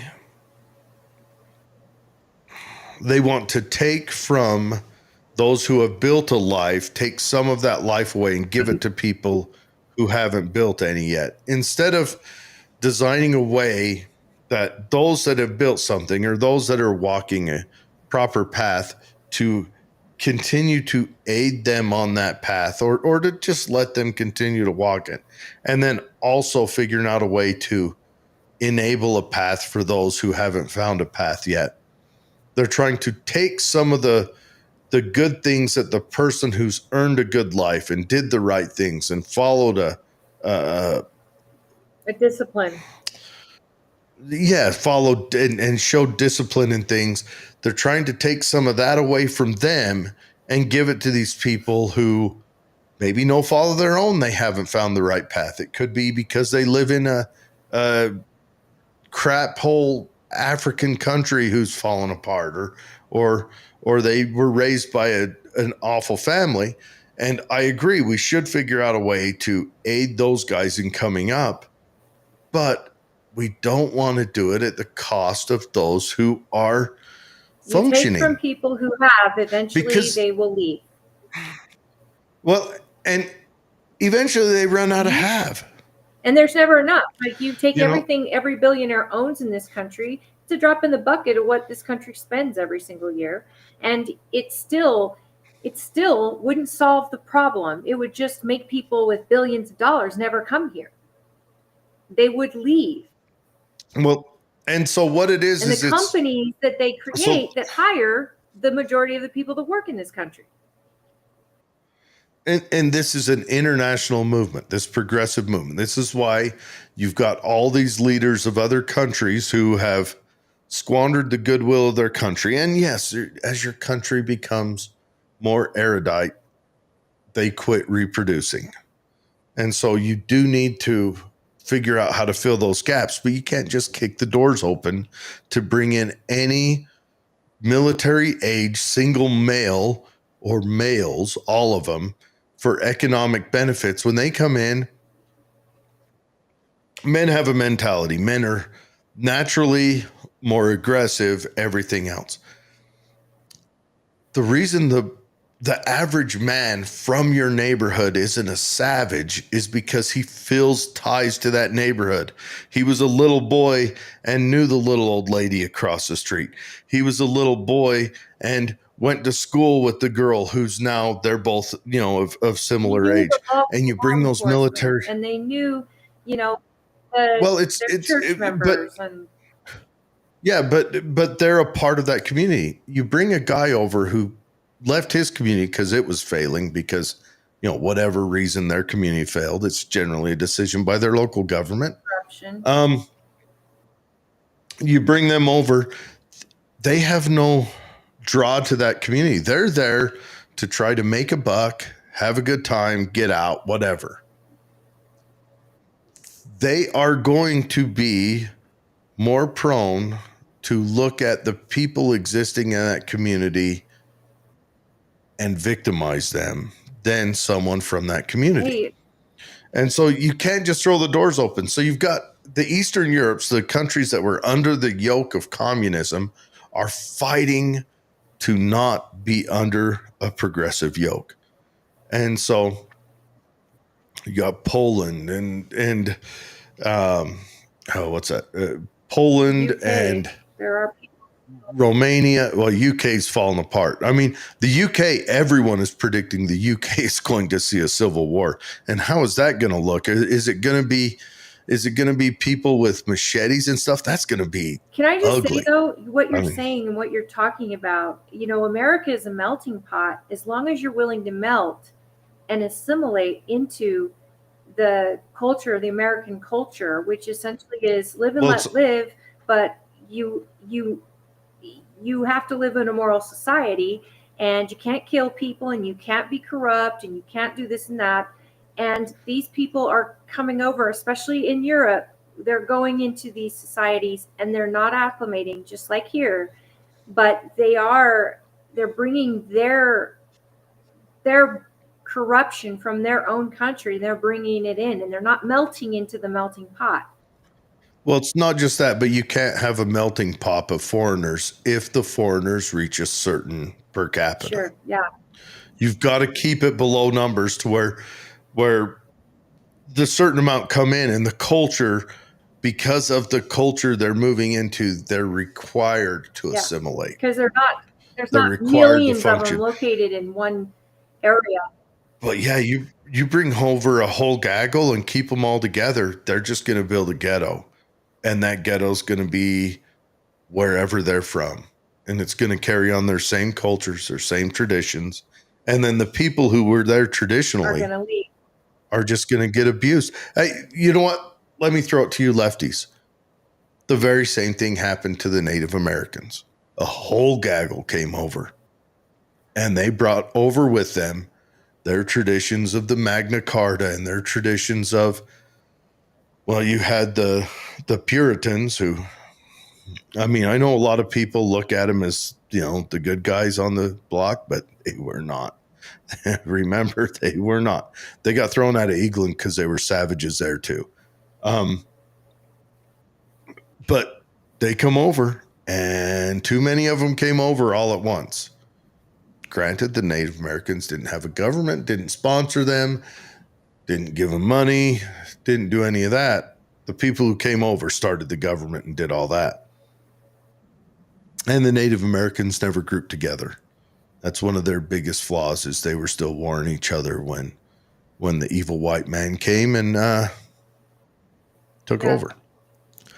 That's how you lose. But maybe we're doing the same. Democrats warring against good values and good people and letting in some other culture. And I don't think, I think the initial idea, and I could be totally wrong, we don't ever really know, but I think the idea was, let's flood these communities and get more seats.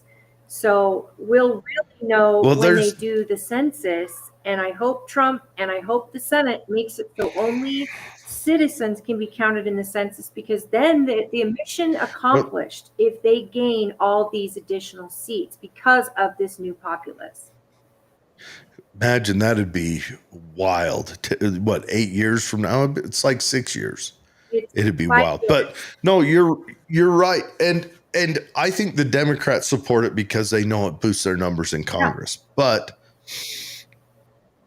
I do think I'm going to give them the benefit of the doubt. They're looking at people in Syria and Central America and saying, "Oh, these poor souls." I think they truly believe they're doing good. And let's face it, the ones who really support it are the ones who live in the gated community where an influx of a different culture doesn't impact them. That's fair. Now, granted, an influx of that doesn't impact me either because I live in a remote desert. But I'm also a logical human being who looks at the world the way I look at the world. And I like to read history books. So We are. And- Watch what's happening in England. It's not very far behind what happens here. And what's happening England in is- England right now is, I mean, and they don't have free speech England over there. is- You can be arrested for saying the wrong thing. And a guy just got out of prison. England is screwed. Did you see that? A guy that's been imprisoned, he just got out, and he said 16 years ago, he was talking about how those from, and he used Islam as a culture. He said, in 16 years, you won't recognize this country, and there will be violence and rape, and women are property. I think you're talking about a guy named Tommy Robinson. Yes. He's been fighting this fight for a long time. Tommy Robinson's an interesting guy to look at. He started out as like one of them soccer hooligans. Yeah. It's interesting, but his neighborhood kind of got changed, and there was some violence that happened to a cousin of his, if I remember, and it was a Paki grooming gang, and it's interesting. So that whole fight that started there over in India between India and Pakistan is kicked off in the Kashmiri region. It's the same region these guys are coming from that are building these insular Pakistani neighborhoods that are violating Sikhs and young British girls and whatever else they can get their hands on. And they're doing that violently against the white man. And so it's interesting that the world ties together. But if you look into it, one thing that they've got there is that certain region does a lot of cousin marriage. And cousin marriage over time makes your offspring dumber. And they are acting exactly like it. It's real interesting. It's interesting if you dig into these different cultural things. It's a wild world we live in. But yeah, they are. And also we haven't reproduced ourselves, and I think they're looking at the worry of having. So the government right now is holding the wolf by the ears. They've made a lot of wrong moves, and now they're looking at they've got to try to function in this changing world. So we've become people aren't reproducing like they should. So I'm sure they're nervous about what does it look like in 10 years when that boomer fall off of the workforce happens in full. The largest generation falls off the workforce, and then these subsequent smaller generations have to pay to maintain that larger generation when both parties up until this point have spent money like drunken sailors and got us into such debt that the people are turning away from that being a viable option that they couldn't use. I mean, then they could have used it 10 years from now. They could use a 25-year, printing money scheme to get us through that. But they can't now because they used it to do all the things they did then to maintain probably Bretton Woods. But I mean, who knows what it was to maintain? It was a lot of things, and a lot of people got rich. Our government has to get smaller. We need to make it so that the areas around DC we need to revert back to where they weren't the wealthiest counties in the world. We need to take it back. There's nothing we can do. The government needs to. I mean, the government has a gun to our heads. If I work any overtime, they still, half of my paycheck right off the top. So it's not like I have any power. Well, we're staring down the barrel of good times.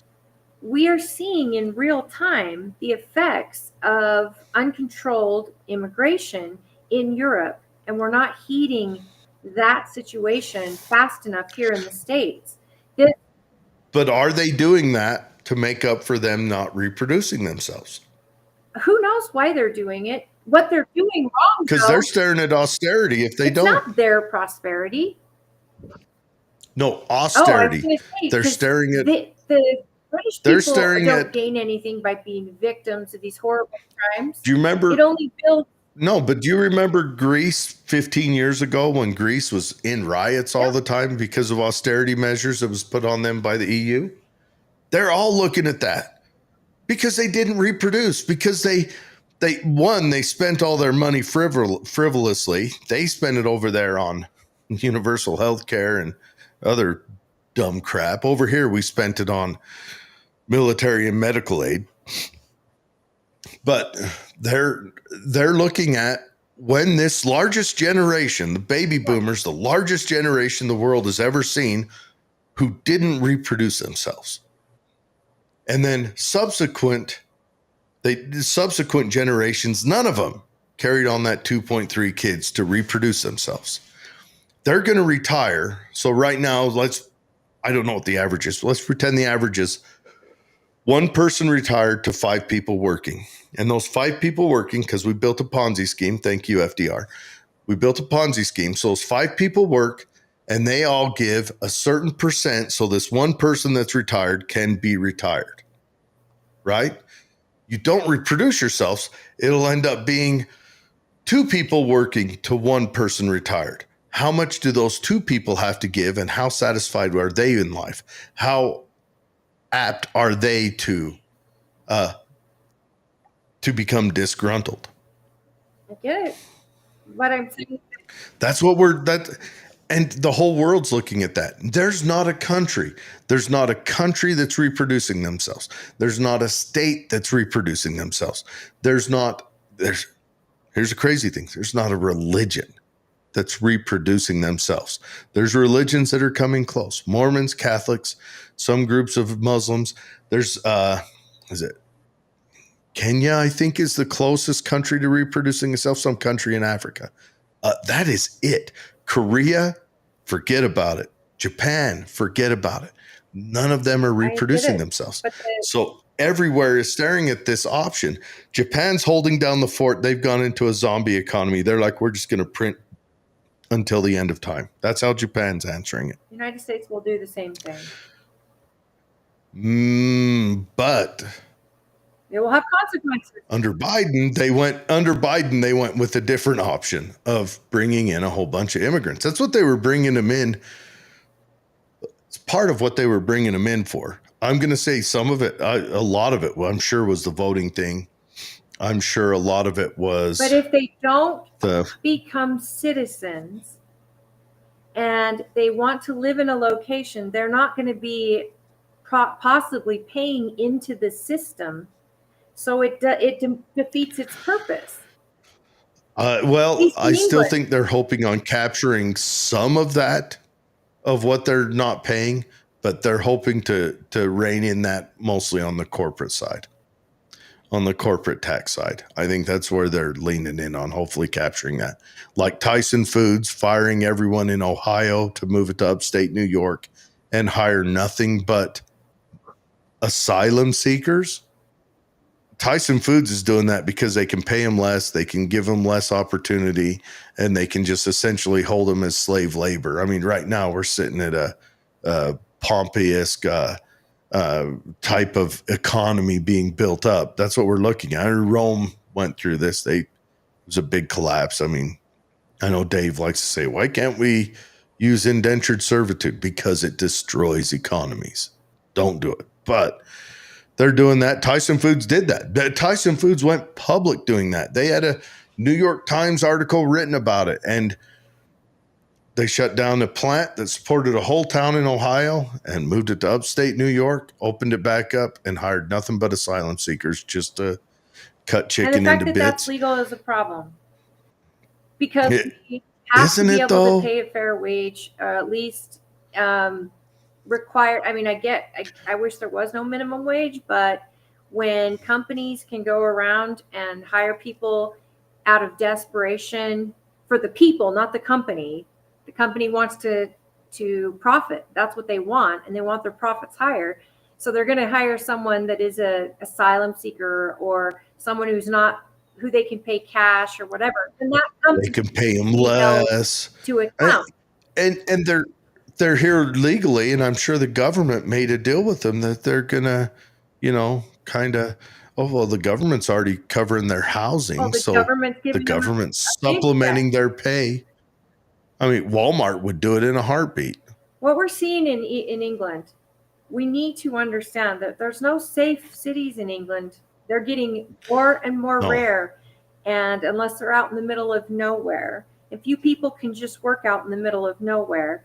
And crime in Germany has gone up, I mean, especially against women and children.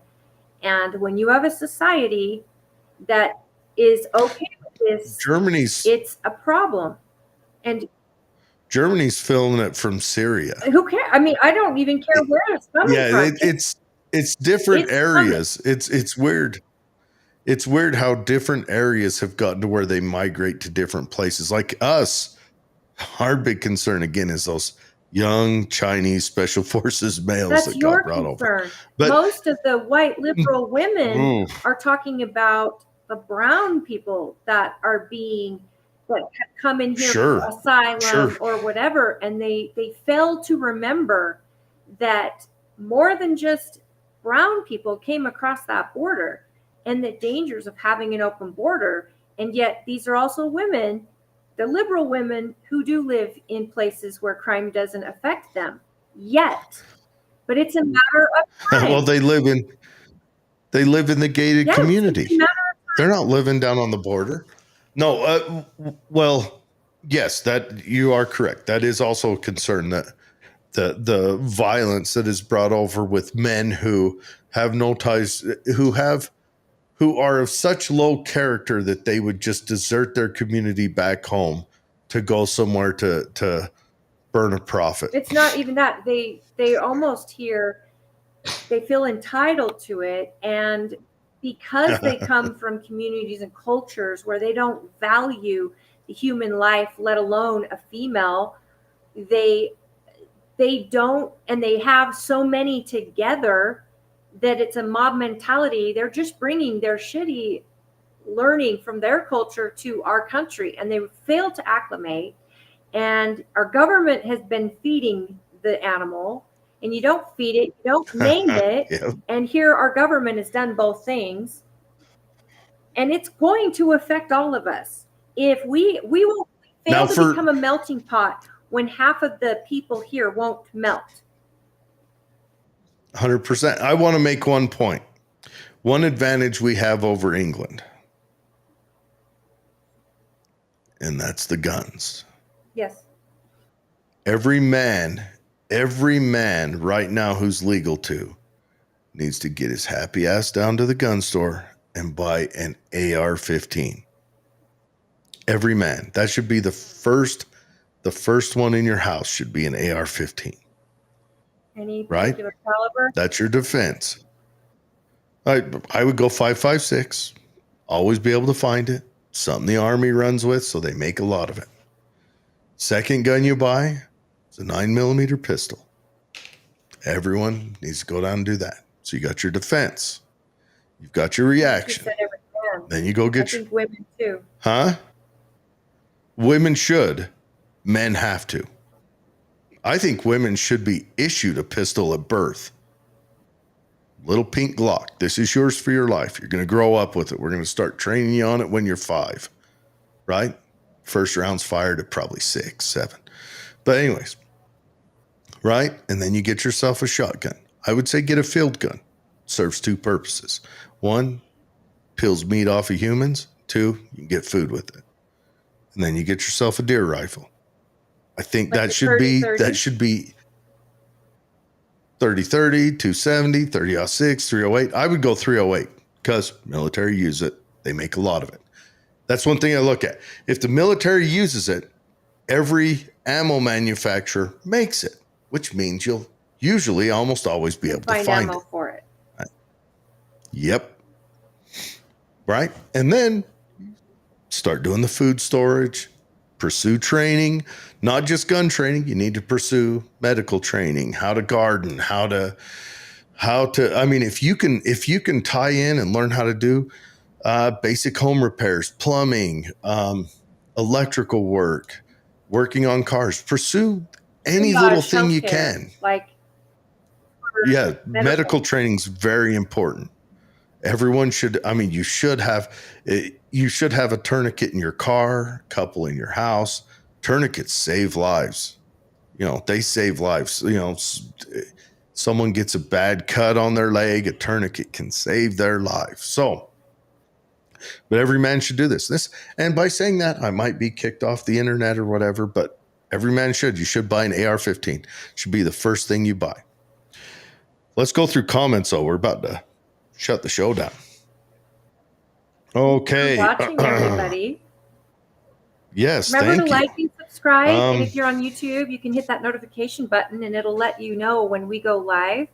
And watch some of our past shows if you're interested. We've covered a lot of different topics over the last year and a half that we've been doing this. And then before that was Twila Happy Hour. So they're all archived on YouTube. But hit the like button, hit the subscribe button, please. And I think there's also, Dave's been grinding on a website too. I have to touch base with him and see where that's at. Okay.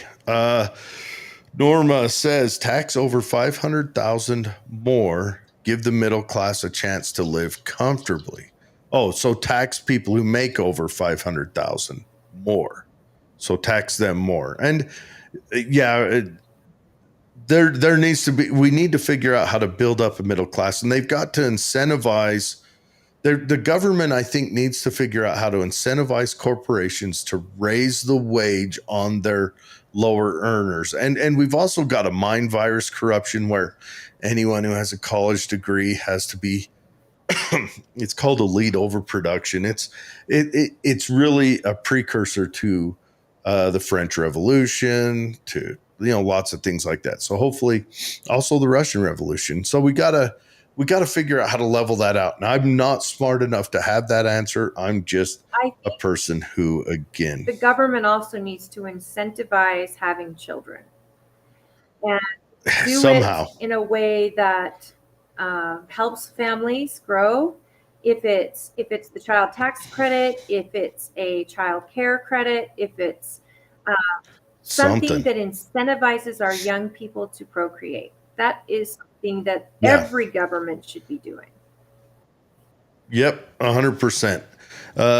Thomas says, we patriots in Europe need to fight against the illegal migration. We must save our Christian culture against wokeness, against the EU warmongering and dictatorship from Brussels for the free speech. Amen. Yes. Norma says they are trying to change our society to what their old society was. The immigrants are, they left it because it's failing. Well, it's just like Democrats. They leave California because it's failing. They come out here and vote for the same thing. Thomas says now starts a new COVID vaccination campaign sponsor from the Kill Bill Full from Lies. Are they doing a new COVID vaccination campaign? They say there's a new strain of COVID. And just in time for the midterms is how I see it. Oh, Thomas says England, Starmer in parentheses, are the strongest warmongers in Europe. Yeah, I wonder what's going on. Starmer came out and spoke out against the migration. I think he's trying to make it so that his party wins. I think Starmer's in the Labor Party, and he's trying to make the Labor Party win. The Conservatives over there, of course, they weren't any better. England has been suffering under a lot of parties where both sides have been super woke. I don't know if it's wokeness. I seriously think they're staring down the barrel of they won't be able. They're worried about having austerity, and I think they would rather have a civil war between the people than a revolt and uprising, because one targets against them and the other one targets against each other. But people that don't feel safe will eventually lash out, and it is something that is coming for all these countries. Eventually, the patriots in those countries are going to stand up for themselves. And the woke identity stuff, that is not helping, because then it shuts the mouths. Oh, and the no freedom of speech aspect is when people can't stand up and say, You know, this isn't right. These people can't come here from other countries. They're wrecking our civilization. They risk going to jail. you want to The hear some truth. wild stuff about that? I dug into that a little more.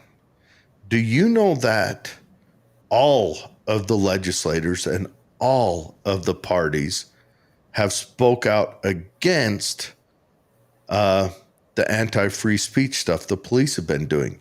You know, that has been fed by the College of Policing in England. They've gone against the legislature. England right now needs to tear down its College of Policing. A lot like we need to tear down our current standing liberal arts universities and make them build back up into something that reflects something we need. Yeah. Norma says, where is the violence being taught? I think the violence comes with young men who get separated from the community that would naturally hold them to a higher standard because they want to show up for their community. They're going to someplace new. They're living in the Without fathers and shadows. They're living in the grandfathers. dark.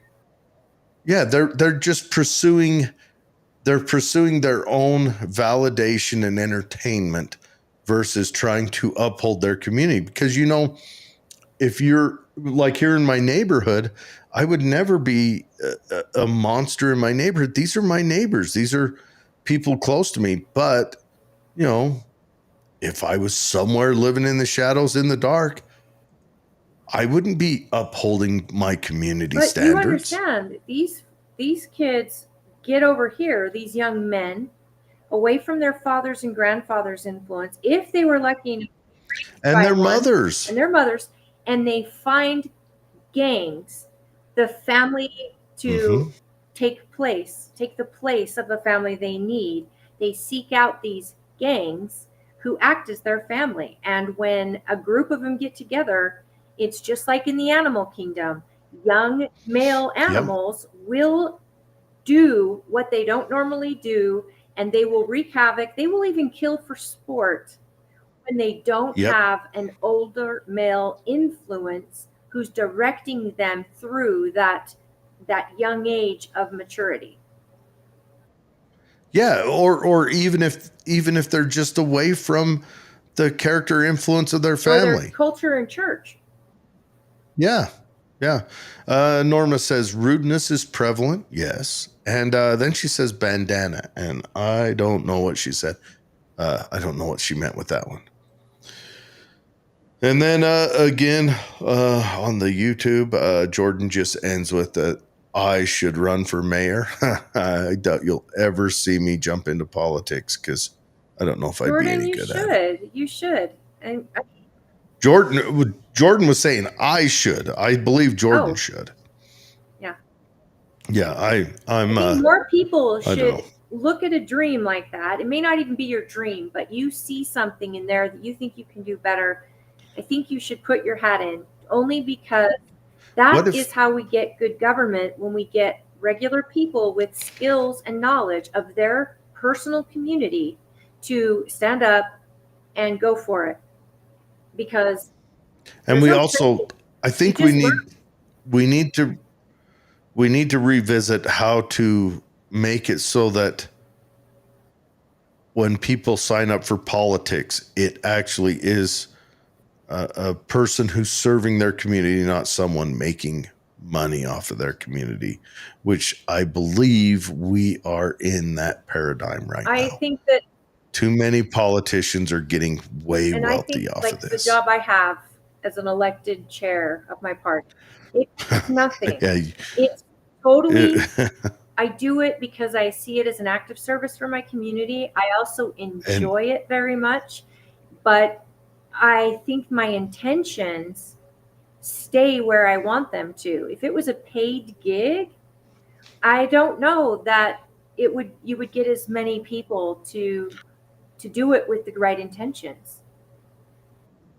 And that's a tough thing. I don't know. Okay, Norma says tourniquet equals bandana. You can use a bandana as a tourniquet. It does require extra training. The tourniquets you buy nowadays are almost idiot proof. Fine training to learn how to do it, where to place it, when to place it, things like that. It's not like the old scary shows that if you put a tourniquet on, that person loses their leg. There's been guys who sat in a tourniquet for hours and hours and hours and still have fully functioning leg. Work too. It just, yeah, a belt can work too, but none of them work as good as a tourniquet, especially a well-placed tourniquet, because you can apply pinpoint pressure to exactly where you need it. There has been, Jared, we should sell tourniquets from this show. On our website, we should have a merch place, and you just need a good line on a good price tourniquet, and we should direct them to the website. And then, it's 100%. I mean, they're not that expensive. You're looking at probably your average tourniquet's probably around $5. You can buy a pack of 5 of them, and just you throw one in the car. You can put a tourniquet on yourself. You never know. And first aid kits, you should carry a fairly comprehensive first aid kit in your car, whatever you're comfortable with, but have things like that. And buy an AR-15. Start out with that. Pursue training with it. You don't have to go to a paid class either. You can look up stuff on YouTube. There's guys that show how to do stuff on YouTube, from cleaning it to maneuvering with it to reloads to how to get better with it. You know what? Speaking of YouTube, there's guys on YouTube that show you how to do basic plumbing skills, electrical skills. Yes, there are. There's a lot of that. We have all the technology at our fingertips that'll tell us anything we want to know, and yet our society feels like it's not as smart as it was 50 years ago. We need to start utilizing that technology to find out what we want to know. Basic skills, especially. Yeah. Look at this flower I got from my mother for Mother's Day. It's still alive. I haven't even killed it yet, because I read stuff about it online. That's good. That's good. It'll be a month old soon, and I hope it's still alive, because I kill flowers. But you can ask ChatGPT I asked ChatGPT about my diagnosis, and I was shocked at how much it knew and what it suggested I do and all this other stuff. And I'm like, it's creepy, but it's also where we are. And it's the future. As a society, I think we need to start knowing how to use it. I think in 10 years, you're not going to see a doctor first. You're going to see a computer interface first, and the doctor will be secondhand down the road, and it'll hopefully make a medical treatment a lot cheaper. But I think that is one field where people will want a human interaction. Well, it will be in the end, but just to call up and say, hey, look, I'm feeling this, feeling like I think the first will be an interface with an AI, and like you'll probably go on a website and they'll overnight you a USB plug into your computer with one of them arm to check your blood pressure and your heart rate and maybe all this stuff is going to happen, and the interface will be right there with your computer first, and the doctor will be like a third visit down the road. The doctor may be the one that does the official testing on you, but the AI is the one that diagnoses you, plans your treatment plan, all of that. I'll bet that already happens. We just don't know about it. And a lot of hospitals have a robot doctor on staff. Yeah. All right. So last things, Norma says, I agree with Jared. Profitable politics suck, and walk softly and carry a big stick. And that's all we've got for the show. Have a great weekend. I'm going to go try a new fishing hole out that I've heard about, but never been there, but I'm excited. Me and my brother are going to go do that. Is that here in the county, or are you going somewhere else? It's down by Vernon. Well, I am kicking off our Patriot Camp on Monday. Oh, We'll do a yeah. week of Patriot Camp, and that'll be super fun. Heck yeah. And we lost her sound. What I happened? just have a kid interrupting me. Sorry. Oh, that's okay. She's at home today, so the kids will be in the background doing stuff. It's fine. Kids are great. They are. And I like your kids. All right, everyone. Have a good weekend. Check out Patriot Camp. I probably too late to register now, but Go to Patriot Camp next in year, America, get in on Twilla, it. and if you're interested, just check. I have not done the registration. That would be our director, Colette, who is amazing. And we're really excited. It's a great opportunity for teenagers and young kids. And the price is great for a week of training. And we are going to have the VR group, Virtual Horizons, there to do one of the courses. And we're going to have, it's just going to be so great. And we're having it at Burt Brothers, formerly known as UMC. So we're here local and we're super excited. And this will be our. So it's called Burt Brothers now? Yep. They got the naming. So did Burt Brothers buy it? The naming rights. Yeah. Okay. Something like that. Okay. All right. Patriot Camp. I've got it up on the screen now. It's closed. Hold on. Registration. It doesn't look like it's closed. Well, it's not closed for teen leaders, but it is full for ages 6 through 12. So if you've got a teenager who wants to learn about leadership and the history and the founding of our nation, and also have an opportunity to be a role model for our young kids, this is a great opportunity for them. And we work really hard with these teens. It's a great time. Well, yeah, and I think it's a good thing to get them in there, get them learning. Anytime you can teach kids a little bit of history, I think it's good. And civics, and how civics works, and how one person can make an amazing difference. And that is a representative of the people. And that's what I talked about with caucus on when I was on that show, is it is the truest form of a republic if it's done right, and being in that type of environment. And I hope very much that if you guys have the idea to run locally, has more effect on your life than federal ever will. And so this year we've got you can affect locally more. Yeah, how local government works affects your life. So if you want to be a part of that and making things better for your community, those are the races you want to go to. And we need to get the school board on the show, because I got a lot of questions. A lot of questions. That shadow of the temple is ridiculous. I would love that.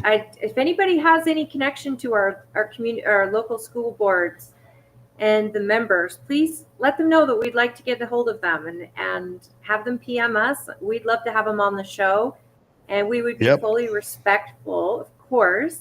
We just have a lot of questions, and I'm sure you guys all have a lot of questions too. Yep.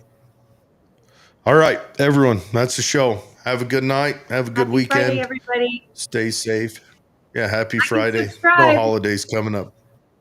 Oh, yeah, all those fun things. And we'll be back next Friday.